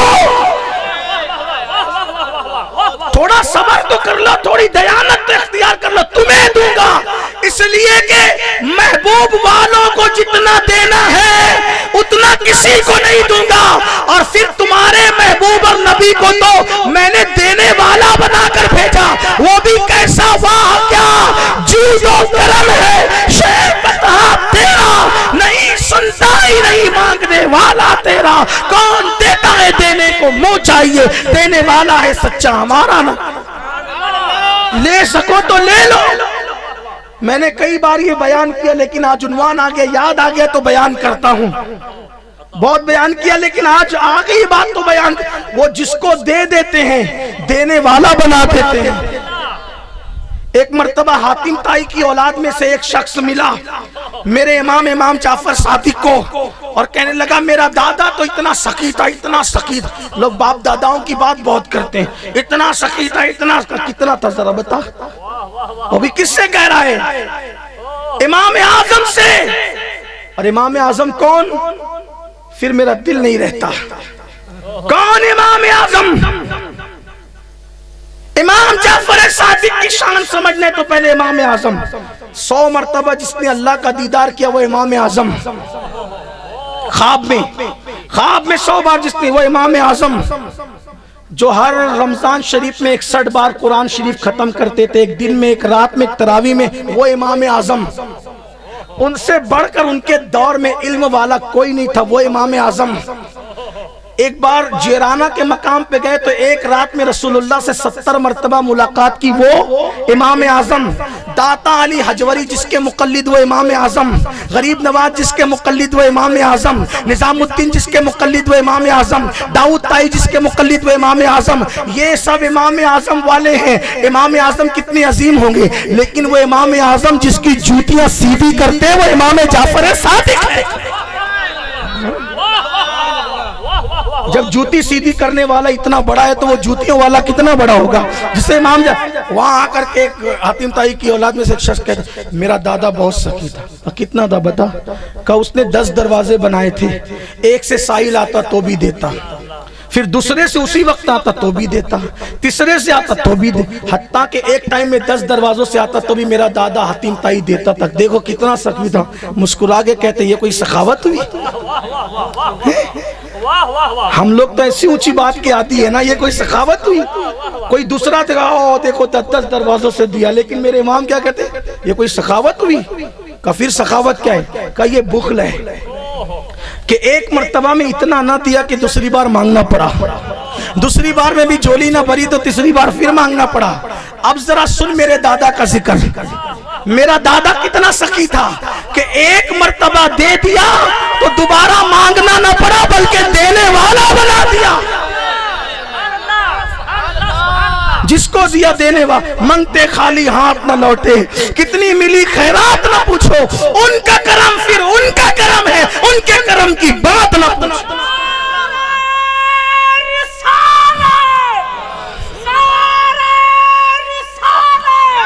ایسا سخی الہی نبی، ایسا جواد و کریم نبی.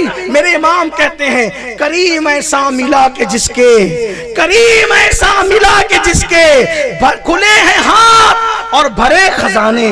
کریم ایسا ملا کہ جس کے کھلے ہیں ہاتھ اور بھرے خزانے. بتاؤ اے مفلسوں کہ پھر کیوں تمہارا دل اضطراب میں ہے؟ بتاؤ اے مفلسوں کہ پھر کیوں تمہارا دل کیوں پریشان ہو؟ ایسا کریم اللہ نے دیا کہ جس کے خزانے بھرے ہوئے ہیں اور ہاتھ بھی کیسے کھلے ہوئے ہیں. حضرت سیدہ عائشہ کہتی ہے نبی کی سخاوت ایسی تھی جیسے بہتا ہوا دریا ہوتا ہے. جیسے دریا کبھی نہیں رکتا ویسے نبی کی سخاوت تھی، کبھی نہیں رکتے تھے. بلکہ کوئی آنے والا آگے کہتا ہے یا رسول اللہ آپ کے پاس آج بکریاں بہت زیادہ ہیں، ذرا کچھ بکریاں مجھے بھی دو. فرمایا پورا جنگل بھرا ہوا ہے نا بکریوں سے، جا لے کر کے چلا جا. وہ دیہاتی اعلان کرتا رہا لوگوں جاؤ مسلمان ہو جاؤ، جو ان کا ہو جاتا ہے محمد اس کو مالا مال کر دیتے ہیں. اتنا دیا اور آج بھی دے رہے ہیں. میرے امام کہتے خلق کے حاکم ہو تم، رزق کے قاسم ہو تم سے ملا جو ملا تم پہ کروڑوں درود. عرض کر رہا تھا حلال کی طرف آؤ اللہ دے گا، اور حرام کی طرف مت جاؤ.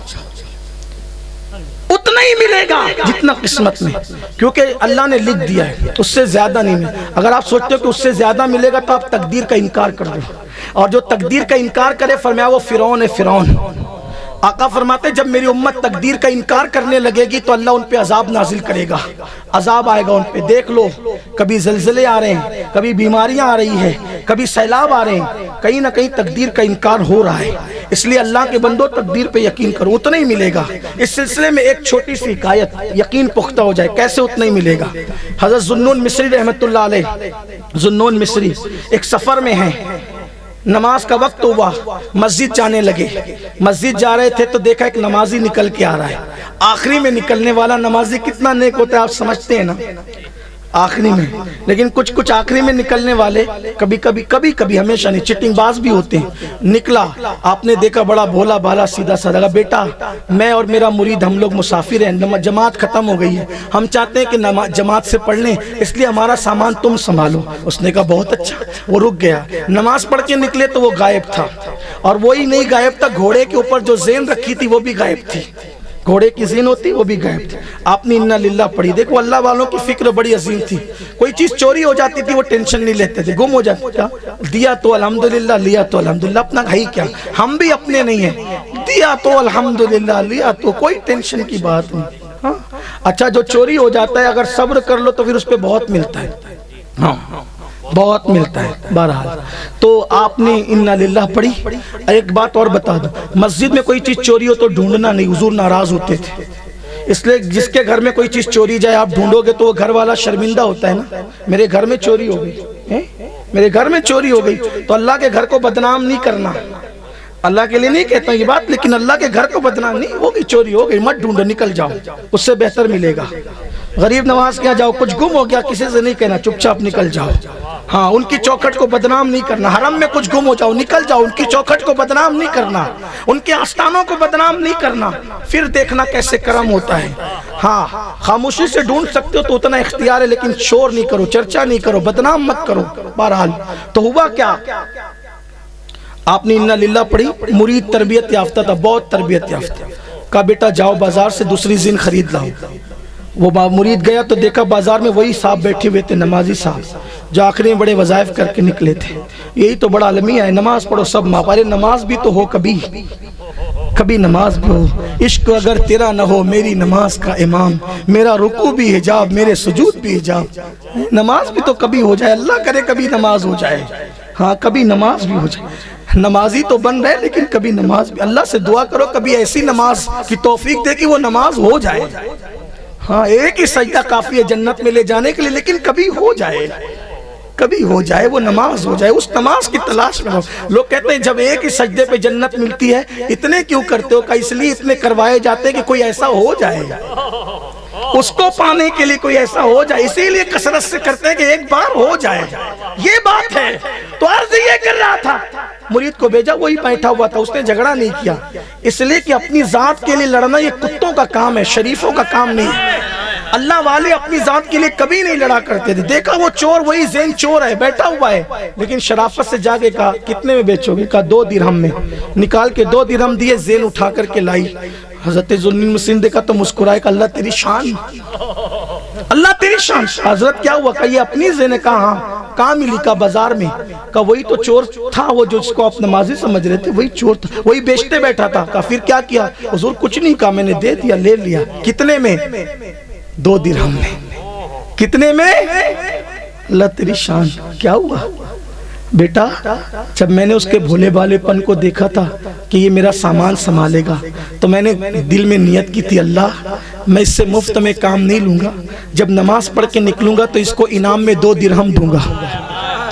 کتنا دوں گا؟ 2 درہم دوں گا. تو اللہ نے اس کی قسمت میں 2 درہم لکھا تھا, لیکن وہ بدبخت تھا, اس نے نیت حرام کی تھی, ملا حرام سے. اگر حلال کی نیت کرتا تو 2 ہی ملتے, مگر حلال کے ذریعے سے ملتے. اس لیے حلال کی نیت کرو, جتنا لکھا اتنا ہی ملے گا. انتظار کرو, وقت سے پہلے مت, کوشش کرو, کاوش کرو صالح طور پہ. اور اب آخری جو دوسری بات تھی وہ یہ, حلال کھاؤ گے, کھلاؤ گے, نسل اچھی ہوگی. نسل اچھی, نسل خراب ہوگی اگر آپ نے حرام کو حرام سے پالا نا. باغی ہوں گے, غدار ہوں گے, دین کے غدار, مذہب کے غدار, مسلک کے غدار, چور اچکے, دل کو دکھانے والے. مر جاؤ گے تو قبر میں بھی دکھ دیں گے اگر حرام کھلایا ہے تو.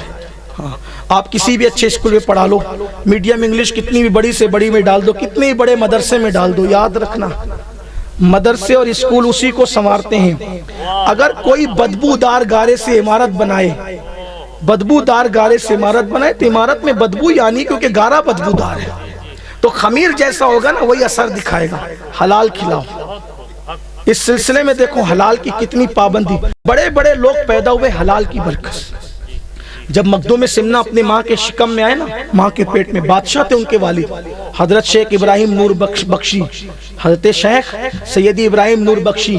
جب ماں کے شکم میں مخدوم صاحب آئے تو اپنی بہن کو کہا خبردار پہرا دینا کہ میری بیوی کے پیٹ میں حرام لقمہ نہ جائے, کیونکہ حرام جائے گا تو اولاد پھر بگڑی ہوئی ہوتی ہے. دیکھو یہ احتیاط, یہ حالانکہ وہاں حرام تھا نہیں, لیکن احتیاط کتنی ہے. یاد رکھنا, حلال کی طرف توجہ کرو. تو ہوا یہ تھا کہ قرون اولا کے بالکل لگ کر ایک دور گزرا ہے, تابعین کا دور. اس دور میں ایک بزرگ تھے, عالی محدث مفتی, بڑے بزرگ. ان کا نام تھا قاضی نوح. بادشاہ نے ان کو چیف جسٹس بنایا تھا, جج بنایا تھا. پہلے جو قاضی ہوتے تھے وہی فیصلے کرتے تھے. ان کی ایک بیٹی تھی اور وہ بادشاہ کے یہاں قاضی تھے, تو بادشاہ ان کو تنخواہ دیتا تھا. تو لکھپتی کروڑ پتی تھے اپنے دور کے قاضی نور رحمت اللہ علیہ. ان کی ایک بیٹی تھی, بیٹی کے لیے رشتہ ڈھونڈتے تھے, کوئی اچھا رشتہ ملے. اسی پہ بات مکمل کرو, کوئی اچھا رشتہ ملے. اچھا رشتہ, اچھا رشتہ ہم بھی ڈھونڈتے ہیں. میں نے یہ بات بھی لوگوں کو کئی بار کہی, لوگ بھول جاتے ہیں. اچھا رشتہ مطلب کیا؟ بلڈنگ ہو, داماد اسمارٹ ہے, بنگلہ ہو, کاروبار بڑا ہو, کروڑ پتی ہو, دولت ہونا چاہیے. ہر آدمی سوچتا ہے میری بیٹی اچھے گھر میں جائے. دولت مند ڈھونڈو, بلڈنگ بنگلہ سب ڈھونڈو, لیکن 2 چیز کا خیال کرنا. بیٹی دیتے وقت 2 چیز کا, ایک تو سنی سے العقیدہ و نبی کا وفادار ہو, یہ دیکھنا. اور دوسرا حلال کماتا ہے کہ نہیں, یہ دیکھنا. اگر آپ نے بیٹی حرام کاروبار والے کے یہاں دے دی تو میری نظر میں یہ لگتا ہے کہ مکے کے کافر جو بیٹی کو دفن کرتے تھے نا, شاید آپ نے کہیں اس سے کوئی بڑا کام نہ کر دیا ہو. کیوں؟ اس اعتبار سے کہ اس نے بیٹی کو زمین میں دفن کیا, اور تم نے حرام کاروبار کرنے والے کو بیٹی دے کر اپنی بیٹی کو جہنم میں دفن کیا, کیونکہ وہ حرام کھائے گی زندگی بھر, تو جانا کہا اس نے. بیٹیوں پہ ظلم مت کرو, بیٹیوں کو مظلوم مت بناؤ. حلال دیکھو, جھوپڑا مت دیکھو, اس لیے کہ جھوپڑا کبھی بلڈنگ میں بدل جاتا ہے, بلڈنگ کبھی جھوپڑے میں بدل جاتی ہے. لکھپتی کبھی فقیر ہو جاتا ہے, فقیر کبھی امیر ہو جاتا ہے. بادشاہ کبھی بھیک مانگتا ہے, بھیک مانگنے والا کبھی بادشاہ ہو جاتا ہے. اس لیے حلال دیکھو, اللہ کی رضا دیکھو. بیٹیوں جیسے میرے نبی نے داماد ڈھونڈا, نبی نے داماد ایسا داماد ڈھونڈ لو، ایسا داماد کیسا؟ سیرت بے مثال، صورت بے مثال، ولی ایسا کہ خاتم الولایت، عالم ایسا کہ باب مدینۃ العلم، اور حسین ایسا، حسین ایسا کہ وہ سارے سیدوں کی اصل ہے۔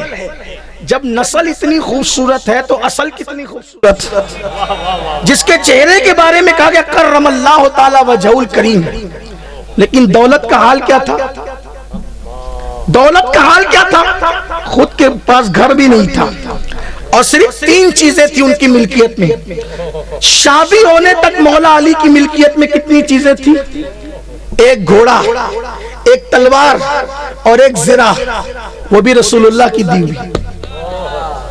3 چیزیں، خود کا مکان نہیں، گھوڑا، تلوار، زرہ، اور بیٹی سب سے چہیتی۔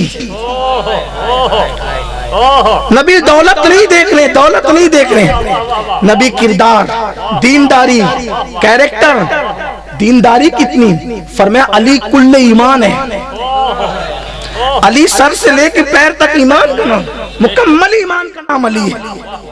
سوچو تو صحیح، ارے جس کی محبت ایمان کی پہچان ہو، لمبی نہیں کرتا اس لیے کہ میں نے بات کچھ اور کرنی ہے، لیکن بات آئی تو نبی پاک نے کیسا داماد ڈھونڈا، اور وہ خود آئے۔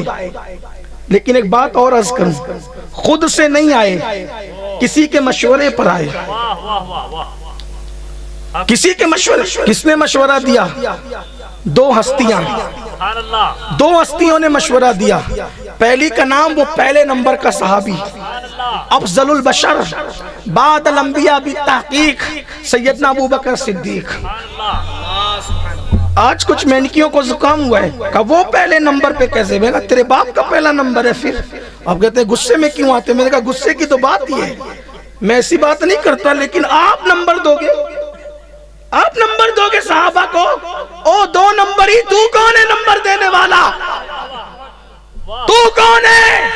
جب رسول اللہ نے جس کو پہلے نمبر پہ اپنے مصلی پہ کھڑا کر کے آگے کر دیا، تو پیچھے کرنے والا کون ہوتا ہے؟ حضور محدث اعظم کے چھوچوی کہتے ہیں مرتبہ حضرت صدیق کا یہ ہے سید، ہر فضیلت کے وہ جامع ہے نبوت کے سوا۔ 2 نمبری پر مت کرو، یہ اہل سنت کا عقیدہ ہے۔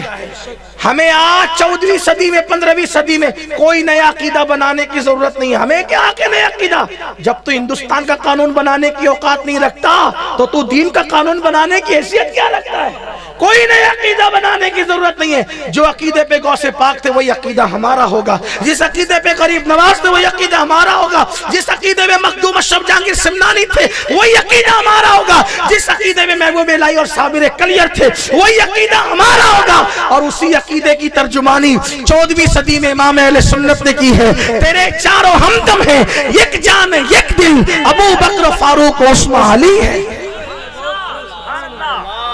نیا عقیدہ نہ لاؤ، نئے عقیدہ نہ لاؤ، وہی عقیدہ جو کہ ہمیں غوث پاک سے زیادہ نہیں سمجھتا، ہمیں غریب نواز سے زیادہ نہیں سمجھتا، ہمیں مخدوم سمنا بھائی جن کا وضو اتنا درست نہیں ہو وہ عقیدہ بنائیں گے اہل سنت کا؟ جن کو غسل کرنے کی سنتیں نہیں یاد ہے وہ عقیدہ، جو بیچارے جیم اور زا میں فرق نہیں کر سکتے مخرج کے حوالے سے وہ عقیدہ بنائیں گے اہل سنت کا؟ نہیں، عقیدہ وہی ہوگا جو مدینہ منورہ سے آیا ہے۔ ہاں اس کا خیال کرنا، سونا جنگل، رات اندھیری، چھائی بدلی کالی ہے، سونے والوں جاگتے رہیو، چوروں کی رکھوالی ہے۔ کوئی آئے اس کو چیک کرو بزرگوں پہ عقیدے پہ، بزرگوں کے عقیدے پہ ہوگا سب خدمت کرو، بزرگوں سے ہٹا ہوگا کوئی ہو پھر کہنا ہمارا تجھ سے کوئی تعلق نہیں کیونکہ تیرا ہمارے بزرگوں سے تعلق نہ رہا۔ پھر کتنے ہی بڑے بڑے نام لے، کیوں؟ تیرے غلاموں کا نقش قدم راہ خدا، وہ کیا بہک سکے جو یہ سراغ لے کے چلے؟ مشورہ کس نے دیا؟ صدیق اکبر نے، فاروق اعظم نے۔ اس وقت مولا علی اونٹوں کو پانی پلا رہے تھے۔ میں علی، حضرت صدیق، میں بھی گیا تھا سب سے چہیتی بیٹی کا رشتہ لے کر، لیکن مجھ سے کہا کہ اللہ کے حکم کا انتظار ہے۔ میں سمجھ گیا۔ فاروق اعظم نے کہا میں بھی گیا تھا، مجھ سے بھی کہا اللہ کے حکم کا انتظار ہے۔ ہمیں ایسا لگتا ہے کیونکہ جب ہمیں روک دیا اور عثمان کو تو 2 پہلے ہی دی جا چکی. تم جاؤ، تم جاؤ، شاید یہ شان، یہ مقدر تمہارے لیے ہے، یہ نعمت تمہارے تقدیر میں ہے. مولائے کائنات اونٹوں کو پانی پلاتے ہوئے گئے اور جا کے حضور کے دربار میں بیٹھ گئے. دیکھو کیسے رشتہ طے ہو رہا ہے. بیٹھ گئے. حضور نے کہا کیوں آئے ہو؟ حضور آیا ہوں بڑا کام لے کے، مگر ہمت نہیں ہو رہی کہنے کی. اس لیے کہ جب دونوں یاروں کو روک دیا ہمت نہیں ہوئی. بولو علی کیا بات ہے؟ سیرت نگاروں نے لکھا ہے علی مرتضیٰ اتنے گھبرائے یہ بات کہنے میں کہ آپ کے پورے اعضاء تن گئے. جو خیبر کا دروازہ ایک ہاتھ سے اکھاڑ کے پھینک دیتا ہے، یہاں بات کرنے کا انداز دیکھو. لوگ نبی کو اپنے برابر کہنے لگے، یہاں بات کرنے کا علی یا مرتضیٰ کا انداز، اتنے پورے اعضاء تن گئے. حضور حیاتی کہنے میں بولو علی. تو عرض کیا کہ فاطمۃ الزہرا، بات پوری کی، بات پوری کی. حضور نے فرمایا ہاں تمہارے آنے سے پہلے جبریل آئے تھے. اور کہنے لگے یا رسول اللہ، آسمانوں پر اللہ نے علی و فاطمہ کا نکاح کر دیا ہے. دراصل میں تو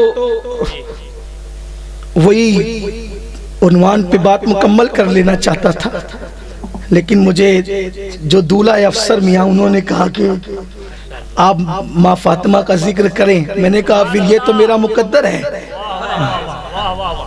اس لیے کہ ہمیں تو بانا چاہیے نا، اس لیے کہ ہمیں جو خیرات ملی ہے وہ صدقہ فاطمہ الزہرا ہے. جو مانگتے ہیں ان کے وسیلے سے، جب ان کے بیٹوں کا صدقہ ملتا ہے تو وہ ماں کیا شان والی ماں. آؤ در زہرا پر پھیلائے ہوئے دامن، نسلیں ہیں کریموں کی، لجپال گھرانہ ہے. مانگنے والا مانگنے آیا تو بیٹوں کو کبھی گروی رکھ کر بھی عطا کیا ہے. جس کی سخاوت ایسی، کائنات نے ایسی سخی خاتون کہاں دیکھی؟ کائنات نے ایسی سخی آج بھی دے رہی ہے. ان کی خیرات بٹ رہی ہے ان کے بیٹوں کی چوکھٹ سے. میں جب کبھی غریب نواز کے یہاں جاتا ہوں تو کبھی تھوڑی دیر بیٹھ کے سوچتا ہوں بات کے بیٹے اتنے سخی ہیں، ان کی ماں کیسی سخی ہوگی. تو بڑی سخی ہے فاطمہ، زوجہ علی ہے فاطمہ. بھیک مجھ کو بے طلب دیا، بھیک مجھ کو بے طلب دیا، تو بڑی سخی ہے فاطمہ. یہ امین خانہ زاد سگ. اس بہر پہ میرا بھی ایک کلام ہے. میں حالت میں کوئی شاعر نہیں ہوں، لیکن جب کبھی محبت جوش پر ہوتی ہے تو کچھ قلم چل جاتا ہے. میرا یہ بھی ایک کلام ہے، بلکہ میں نے یہ بھی کہا ہے کیوں کھڑے ہیں سید الرسل، کیوں کھڑے ہیں. عکاسی کی ہے، کوئی تصور میں لائیے. حضور کیوں کھڑے ہیں؟ کیوں کھڑے ہیں سید الرسل، کیوں کھڑے ہیں سید الرسل. دیکھو آ رہی ہے فاطمہ. کیوں کھڑے ہیں سید الرسل؟ وہ آتی تھی تو کھڑے ہو جاتے. دیکھ کیوں کھڑے ہیں سید الرسل، دیکھو آ رہی ہے فاطمہ. اور جب چلتی تھی تو کیسا لگتا تھا؟ عرض کیا ہے کہ عرش آیا جیسے فرش پر، عرش آیا، عرش آیا جیسے فرش پر، دیکھو چل رہی ہے فاطمہ. عرش آیا جیسے فرش پر، دیکھو چل رہی. بھیک مجھ کو بے طلب دیا، تو بڑی سخی ہے فاطمہ. یہ امین خانہ زاد سگ. خانہ زاد اس کو کہتے ہیں جو مالک کے گھر میں. غلام کی 2 قسم ہیں، ایک غلام خرید کے لائے جاتے ہیں اور ایک غلام وہ ہوتے ہیں جو ماں باپ بھی غلام، ان کے دادا، یعنی سب غلام، اور گھر میں مالک کے گھر میں جس کی پیدائش. تو ہم لوگ خرید کے باہر سے لائے گئے نہیں ہیں، غلام تو ہیں، غلام تو ہیں، سب غلام قیمتی ہے، لیکن چونکہ نسبت ہے نا بڑی، غرور نہیں کرتے، فخر نہیں کرتے، کسی سے ماننے کی دعوت بھی نہیں دیتے. وہ قیامت میں کھلے گا کون کیا ہے، لیکن ہم خرید کے لائے ہوئے نہیں ہیں، ہم انہی کے گھر میں پیدا ہوئے ہیں. تو جو مالک کے گھر میں پیدا ہو اس کو خانہ زاد غلام کہتے ہیں. تو میں نے کیا کہا، یہ امین، یہ خانہ زاد آپ ہی کے گھر میں پیدا ہوا ہے، یہ امین. اور لیکن گھر میں پیدا ہونے کا غرور نہیں ہے. خانہ زاد سگ، گھر میں پیدا ہو کر بھی وہ آپ کی چوکھٹ کا سگ ہے، کتا ہے، وہ بہت بڑا نہیں ہے. یہ امین خانہ زاد سگ کیا مانگ رہا ہے؟ طالب بقی ہے فاطمہ. یہ امین خانہ زاد سگ ایک ہی چیز مانگ رہا ہوں، بقی میں اس لیے سونا چاہتا ہوں قیامت تک کہ بقی کی ساری قبریں آپ کے قدموں میں ہیں، اس لیے طالب بقی فاطمہ اللہ کرے قبول ہو جائے. بڑی سخی ہے، بڑی سخی ہے، بڑی سخی ہے. تو سرکار نے فرمایا علی، جبریل آئے تھے اور انہوں نے کہا کہ آسمانوں پہ اللہ نے علی و فاطمہ کا نکاح کر دیا، آپ زمین پہ کر دیں. دیکھو تو صحیح، نکاح پڑھانے والوں کو تو ذرا دیکھو، نکاح پڑھانے والوں کو تو دیکھو. کسی کا نکاح عرفان باپو پڑھا رہے ہیں، کسی کا نکاح برکاتی صاحب پڑھا رہے ہیں، کسی کا نکاح الوی صاحب پڑھا رہے ہیں، کسی کا نکاح شیخ الاسلام پڑھا رہے ہیں، اور اوپر جائے کسی کا نکاح غوث پاک پڑھا رہے ہیں. حیرو، اس کا نکاح غوث پاک نے پڑھایا، اس کا نکاح غریب نواز. لوگ فخر کرتے نا، مولانا میرے نکاح میں مفتی اعظم آئے تھے، انہوں نے پڑھایا. میرے نکاح میں محدث اعظم نے کہا بالکل بڑے لوگ ہوں، لیکن کوئی اس نکاح کو بھی تو دیکھے نا، کوئی اس نکاح کو بھی. اللہ کرے ہونے والے دلہا دلہن کو، ہونے والے دلہا دلہن کو اس نکاح کی برکتیں مل جائیں، ہم سب کی ازدواجی زندگی میں اس نکاح کی برکتیں مل جائے. اللہ اکبر. جبریل آ کے کہتے ہیں یا رسول اللہ، آسمانوں پہ اللہ نے علی و فاطمہ کا نکاح کر دی، زمین پہ آپ کریں. آسمانوں پہ کرنے والا کون؟ اللہ. زمین پہ کرنے والے کون؟ رسول اللہ. نہ وہاں اللہ اکبر، وہاں تک کس کی رسائی؟ حضور نے پوچھا جبریل، یہ آسمانوں پہ نکاح ہوا علی و فاطمہ کا، خطبہ کس نے پڑھا؟ نکاح کا خطبہ کس نے پڑھا؟ کہ یا رسول اللہ آدم علیہ السلام نے پڑھا. خطبہ پڑھنے والے آدم. ارے حسنین کریمین کی اماں ابا، حسنین کریمین کی اماں ابا، جس کے خطبہ نکاح کے لیے آدم آتے. اچھا مہر کیا تھا جبریل؟ مہر اس لیے کہ درہم و دینار تو زمین کے لیے، آسمان پہ درہم و دینار نہیں چلتے، وہاں کی کرنسی کچھ اور ہے. یہ میں نزہت المجالس سے پڑھ رہا ہوں، آسان ہے، بہت جلدی سے مل جاتی ہے کتاب، اس کا مفہوم پڑھ رہا ہوں نزہت المجالس میں. علامہ عبد الرحمن لکھتے ہیں کہ جبریل مہر کیا تھا؟ کیا مہر تھا؟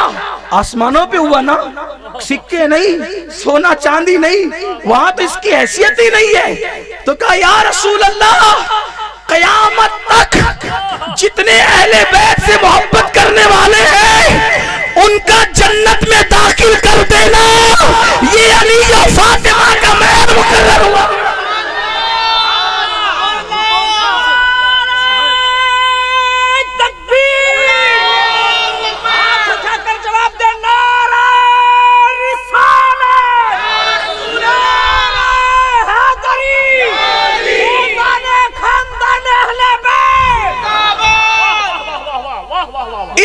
جتنے اہل بیت کے محب ہیں، اہل مہر میں جنت کون کون ہے میں نہیں جانتا، کتنے ہیں میں نہیں جانتا. آپ کے دل پہ چھوڑتا ہوں کہ نام اہل بیت آ کر منہ اترتا ہے یا خوشیوں سے کھلتا ہے.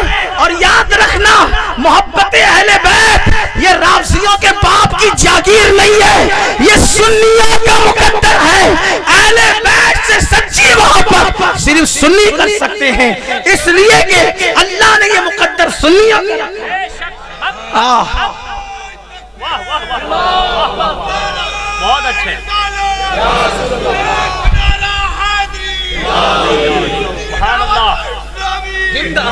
لیکن ایک بات کہتا ہوں، بے شک اہل بیت سے محبت کرو، بڑا صلہ ہے، لیکن صحابہ کی تعظیم کے ساتھ احترام، کسی بھی صحابی کے خلاف منہ نہیں کھولنا، زبان نہیں کھولنا. یہ ہمیں حکم دیا گیا ہے. اگر آپ صحابہ کی گستاخی کریں پھر اہل بیت کی سچی محبت آپ کے دل سے نکل نہ جائے. اس کے ذمہ دار آپ ہیں اور اس کا بہت خیال کرنا ہوگا، کیونکہ ہمیں حکم دیا گیا ہے اہل سنت کا ہے بیڑا پار. اصحاب حضور صرف اہل سنت کا ہے بیڑا پار. اصحاب حضور نجم ہے اور ناؤ ہے اطرت رسول اللہ کی. کچھ لوگ صحابہ کا نام لے کے اہل بیت سے چڑ کرتے ہیں، کچھ اہل بیت کا نام لے کے صحابہ کو گالیاں دیتے، لیکن ہم سنی ان سے بھی محبت کرتے ہیں، ان سے ہی محبت کرتے رہیں گے. کرتے رہیں گے. بہرحال تو جتنے اہل بیت سے محبت کرنے والے مہر میں انہیں جنت. ہائے ہائے. اور پھر ایک فرشتے کو اللہ نے حکم دیا کہ جنت کا ایک درخت ہے جسے شجر طوبہ کہتے ہیں. کیا کہتے ہیں؟ فرشتوں کا ہلا اس کو.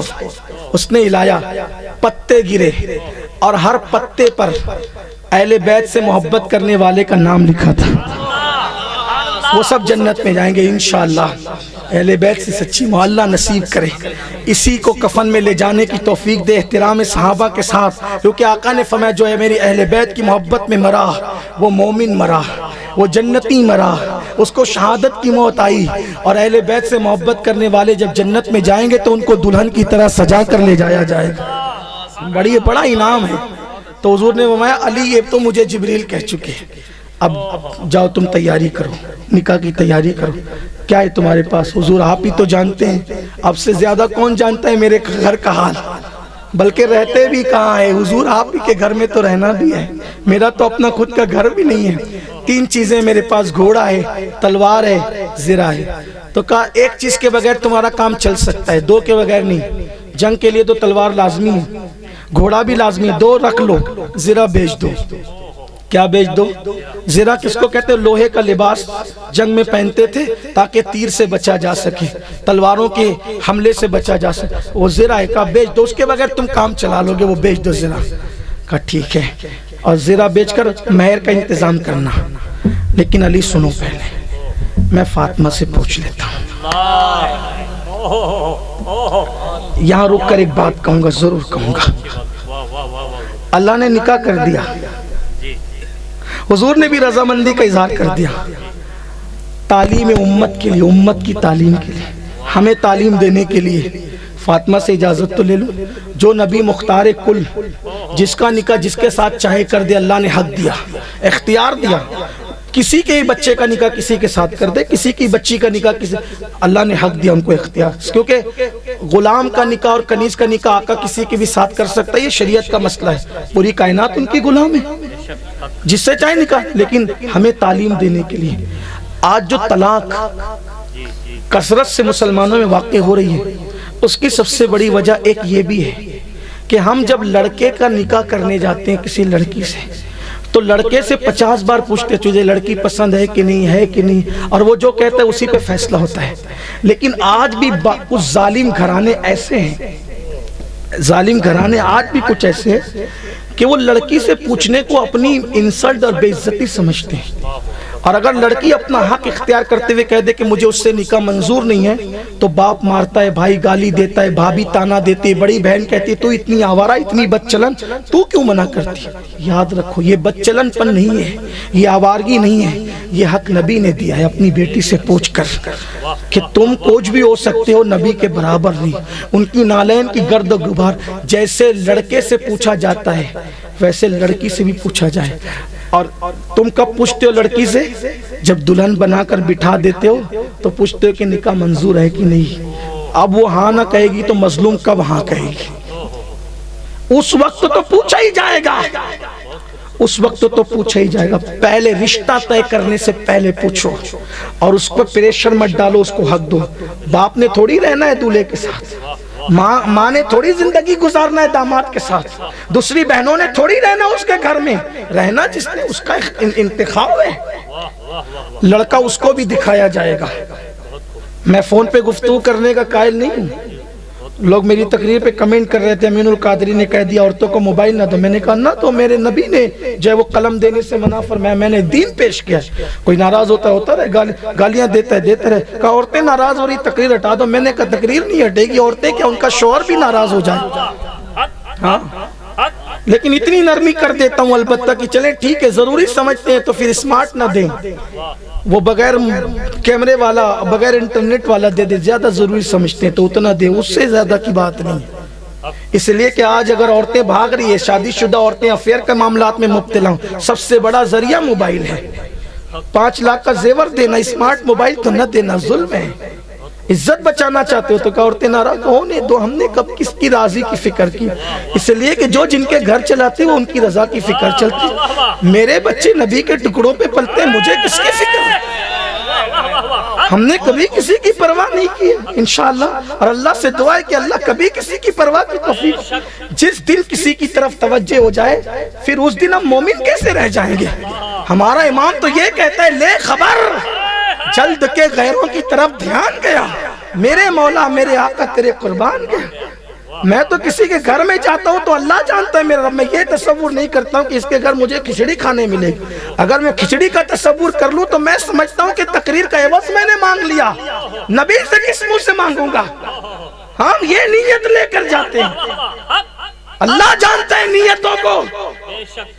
آج تک کوئی بندہ نہیں بتا سکتا کہ کسی قریبی آدمی نے بھی فرمائش کے بارے میں پوچھا ہو کہ کیا کھاؤ گے، میں نے کہا میں کوئی فرمائش نہیں کرتا، کیونکہ میں کھانا کھانے تھوڑی آیا ہوں، دین کی خدمت کرنے آیا ہوں۔ تجھے توفیق ہو تو کھلا، ورنہ نبی کی چوکھٹ سے کھانا آج بھی ملتا ہے۔ یہ میں کوئی اپنی مبالغہ نہیں کہہ رہا ہوں، اور وہ جیسا کھلاتے کوئی نہیں کھلا سکتا۔ نبی کے ٹکڑوں پہ پل رہے ہیں، ورنہ ہماری اوقات کیا ہے؟ اگر حضور کے دین کی خدمت چھوڑ دیں تو اپنا چہرہ بھی اس قابل نہیں کہ کوئی اپنے 2 روپے کی بھیک دے۔ اگر لوگ قطار میں کھڑے ہوئے ہیں، یہ صرف نبی کی نالین کا صدقہ ہے، نہ اپنا چہرہ نہ اپنا علم نہ اپنا عمل اپنے پاس کیا ہے؟ اپنے کو تو 2 جملے بولنا بھی نہیں آتے ہیں، اپنی کیا اوقات ہے؟ اس لیے آپ سے بھی کہتا ہوں نہ کسی کی پرواہ کی ہے، اور تم بھی مت کرو۔ یہ بات جو کہتا ہوں آپ میں جرأت پیدا کرنے کے لیے، چھوڑو سب کی رضا، اللہ کے نبی کی رضا کی کوشش کرو۔ جس کی رضا خدا چاہتا ہو اس کی رضا تم چاہو۔ خدا کی رضا چاہتے ہیں 2 عالم، خدا چاہتا ہے رضا محمد۔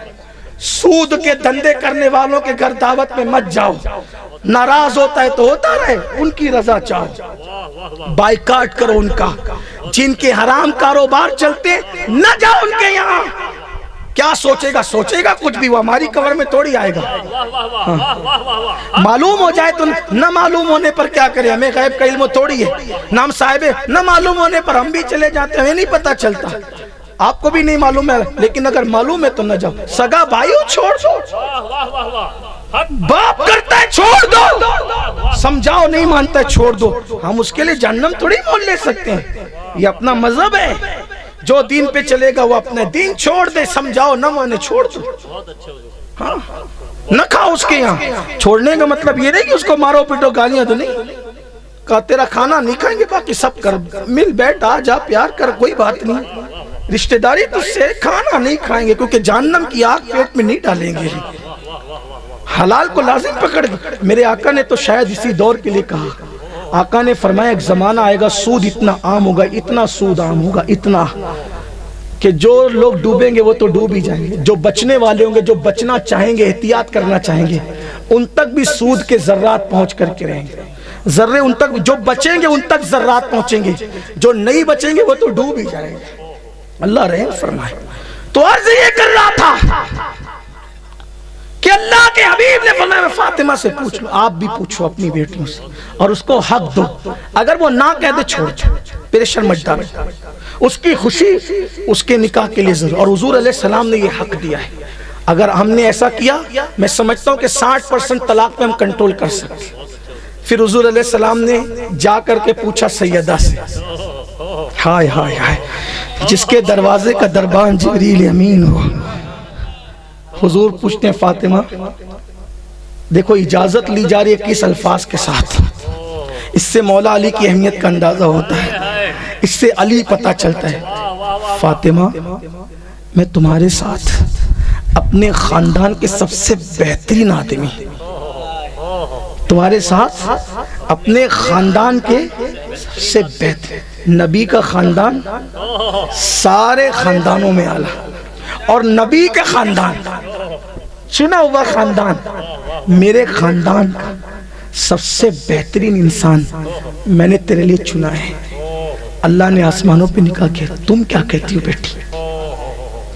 حدیث پاک میں آتا ہے جو جتنا با حیا ہوتا ہے اس کا ایمان اتنا مضبوط ہوتا ہے۔ اب وہ حیا کا پیکر مجسم حیا، کانے حیا، شان حیا، جانے حیا، حیا میں ڈوب گئی، شادی کی بات آئی، حیا سر جھکا لیا، ہلکی سی لبوں پہ مسکراہٹ آ گئی، آنکھوں میں آنسو خاموش بہنے لگے۔ یہ اجازت کی نشانی ہے۔ حضور نے کہا فاطمہ نے اجازت دے دی، جاؤ تیاری کرو، جاؤ تیاری کرو نکل کی۔ مہر کا انتظام، ہمارے یہاں منڈپ کا انتظام اچھے سے ہوتا ہے، کھانوں کا بھی ہوتا ہے، کئی آئٹم پکتے سب، لیکن مہر کی فکر ہی کسی کو نہیں۔ اور حضور نے کہا پہلے مہر، اور مہر کتنا تھا؟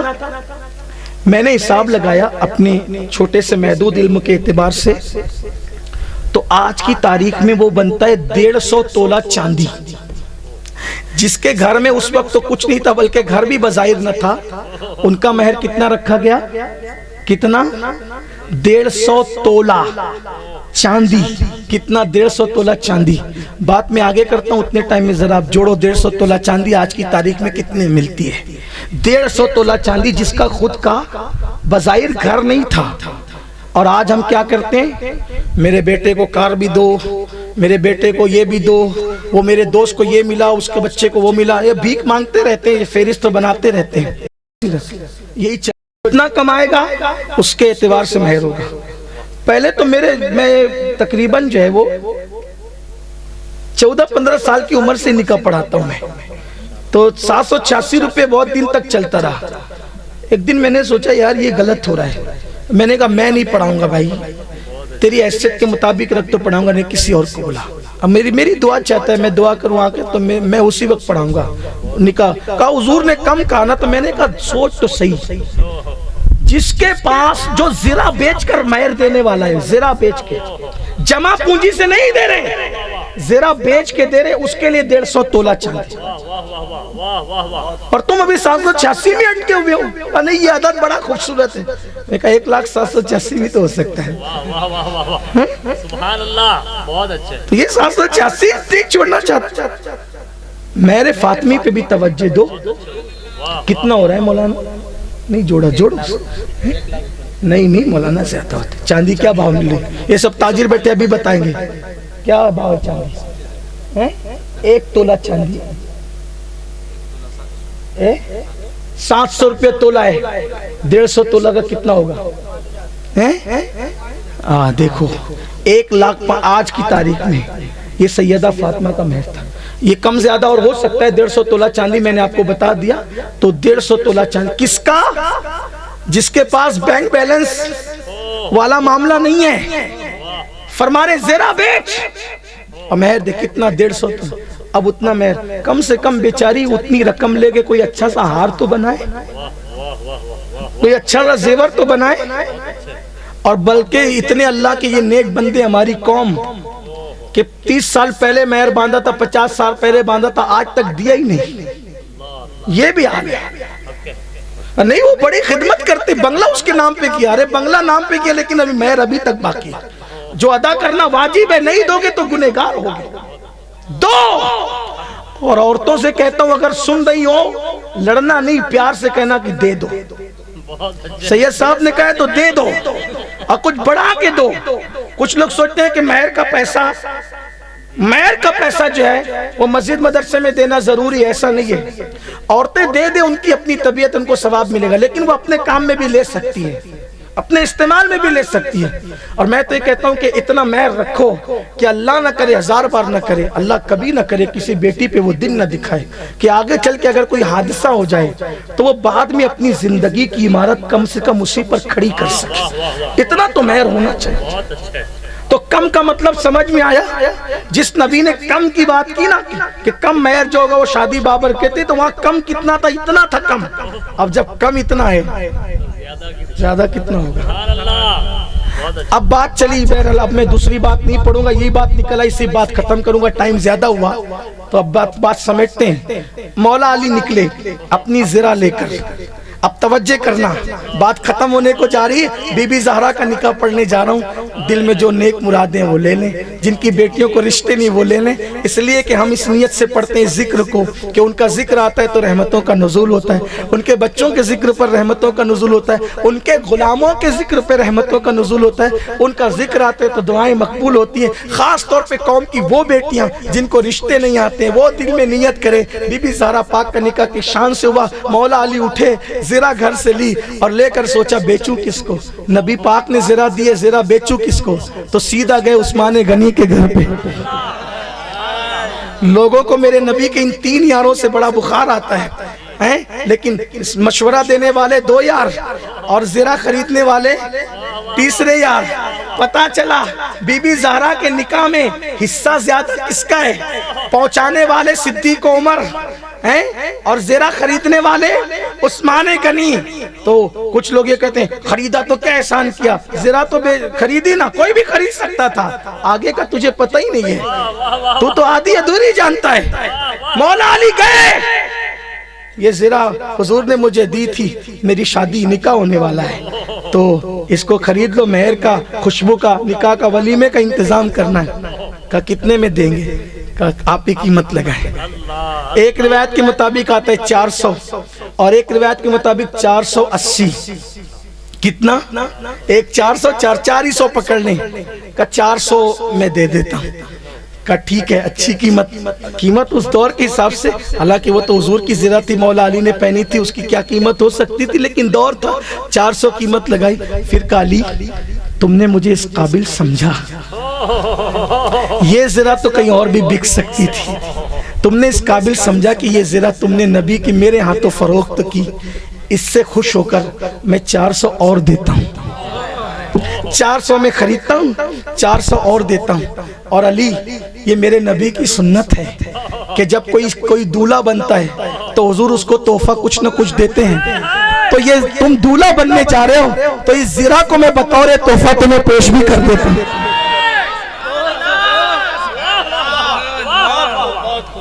تیرے چاروں ہمدم ہے، یک جان یک دل، تیرے چاروں ہم، یہ الگ الگ نہیں تھے، ایک جان ایک دل تھے، تیرے چاروں ہمدم ہے، یک جان یک دل، ابو بکر، فاروق، عثمان، علی۔ دیکھو کسی کی شادی میں کون کون حصہ لیتا ہے۔ پہلی بات تو نکاح پڑھانے والوں کا ذکر سنا، نکاح کرنے والوں کا، جو لوگ حصہ لے رہے ہیں کون لوگ ہیں؟ ابو بکر صدیق اور عمر ابن خطاب، گویا کہ یہ اگوائی کر رہے ہیں، رہنمائی کر رہے ہیں، وہاں جاؤ، رشتہ وہاں سے طے ہوگا۔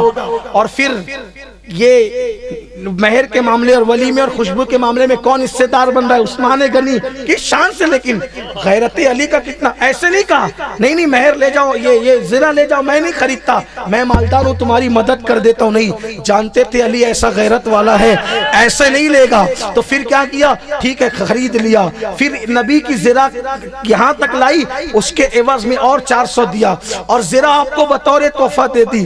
مولا علی خوش ہوئے، گئے حضور کے ہاتھ میں رکھ دیا پیسے، حضور یہ پیسے، زرہ بھی عثمان غنی نے تحفے میں دے دی دولہا بننے کی وجہ سے۔ سرکار نے کہا بلال کو بلاؤ، بلال حبشی آئے، حسنین کے اماں ابا کی شادی ہو رہی ہے، علی کے ساتھ ہے زہرا کی شادی۔ کیسی شادی ہے یہ؟ اللہ اکبر، ان ہستیوں میں سے ایک بھی کسی کی شادی میں آ جائے تو کیا کرم ہو جائے۔ لیکن کہا بلال کو بلاؤ، حضرت بلال ہے، کہا کہ فاطمہ تو زہرا کا نکاح اور خرمے کا انتظام کرو اور اعلان کرو، سب کو بلاؤ کہ آج فاطمہ کا نکاح ہے۔ اور پھر میرے نبی کے سارے صحابہ جمع ہو گئے مسجد نبوی کے اندر، جمع ہو گئے مسجد نبوی کے اندر، مسجد نبی میں جمع۔ حضور نے کہا فاطمہ علی کے ساتھ تمہارا نکاح ہے، مہر کیا ہے؟ حضور آپ ہی کہیں، اتنے مسکال۔ حضور سب کی بیٹیوں کا نکاح پیسوں پر، درہم و دینار پہ ہوتا ہے، آپ کی بیٹی کا نکاح تو کچھ الگ ہونا چاہیے۔ یہ پیسے تو ہیں، مہر کیا ہے؟ فرمایا بیٹی فکر نہ کر، تو جو کہے گی وہ تیرا مہر ہوگا۔ کہ بابا میرے مہر میں آپ کی امت کو جنت مل جائے۔ اب بیٹی یہ تو فرمان نازل ہو چکا ہے، اس کا وعدہ تو ہو چکا ہے۔ اور اس کے بعد پھر وہ بابرکت نکاح ہوتا ہے، نبی کے سب یار بیٹھے، علی دولہا بنتے ہیں۔ علی دولہا بنتے ہیں، صحابہ کرام کے مجمع میں اللہ کے رسول اٹھ کر خطبہ پڑھتے ہیں، اور خطبہ پڑھنے کے بعد کہتے ہیں لوگوں میں نے علی کے ساتھ اپنی چہیتی سب سے چہیتی بیٹی فاطمہ کا نکاح کر دیا ہے۔ نکاح ہوتا ہے، خرموں کی تقسیم ہوتی ہے، جبریل آ کے کہتے ہیں یا رسول اللہ مبارک ہو۔ سبحان اللہ، سبحان اللہ، جس کے نکاح پہ جبریل مبارکباد، جس کے نکاح پہ صحابہ مولا علی کو مبارکباد دیتے ہیں، اس شان کے ساتھ مولا کائنات کا نکاح سیدہ فاطمہ الزہرا کے ساتھ ہوتا ہے۔ قاضی نو والی بات پھر کسی موقع پہ کریں گے۔ اللہ تعالی ہم سب کے حال پہ رحم فرمائے اور ہمیں حلال کی توفیق دے۔ اللہ ہماری بیٹیوں کو اچھے رشتے دے، قوم کی بیٹی کو شاد و آباد رکھے۔ جو محبت مولا علی اور سیدہ پاک کے درمیان تھی، اللہ وہ محبت ہم سب کی ازدواجی زندگی میں عطا فرمائے۔ کیا بات رضا اس چمنستان کرم کی، زہرا ہے کلی جس میں حسین اور حسن پھول۔ دوران گفتگو کوئی غلطی ہو تو اللہ معاف کرے۔ استغفر اللہ ربی من کل ذنب واتوب الیہ وما علینا الا البلاغ۔ السلام علیکم ورحمۃ اللہ۔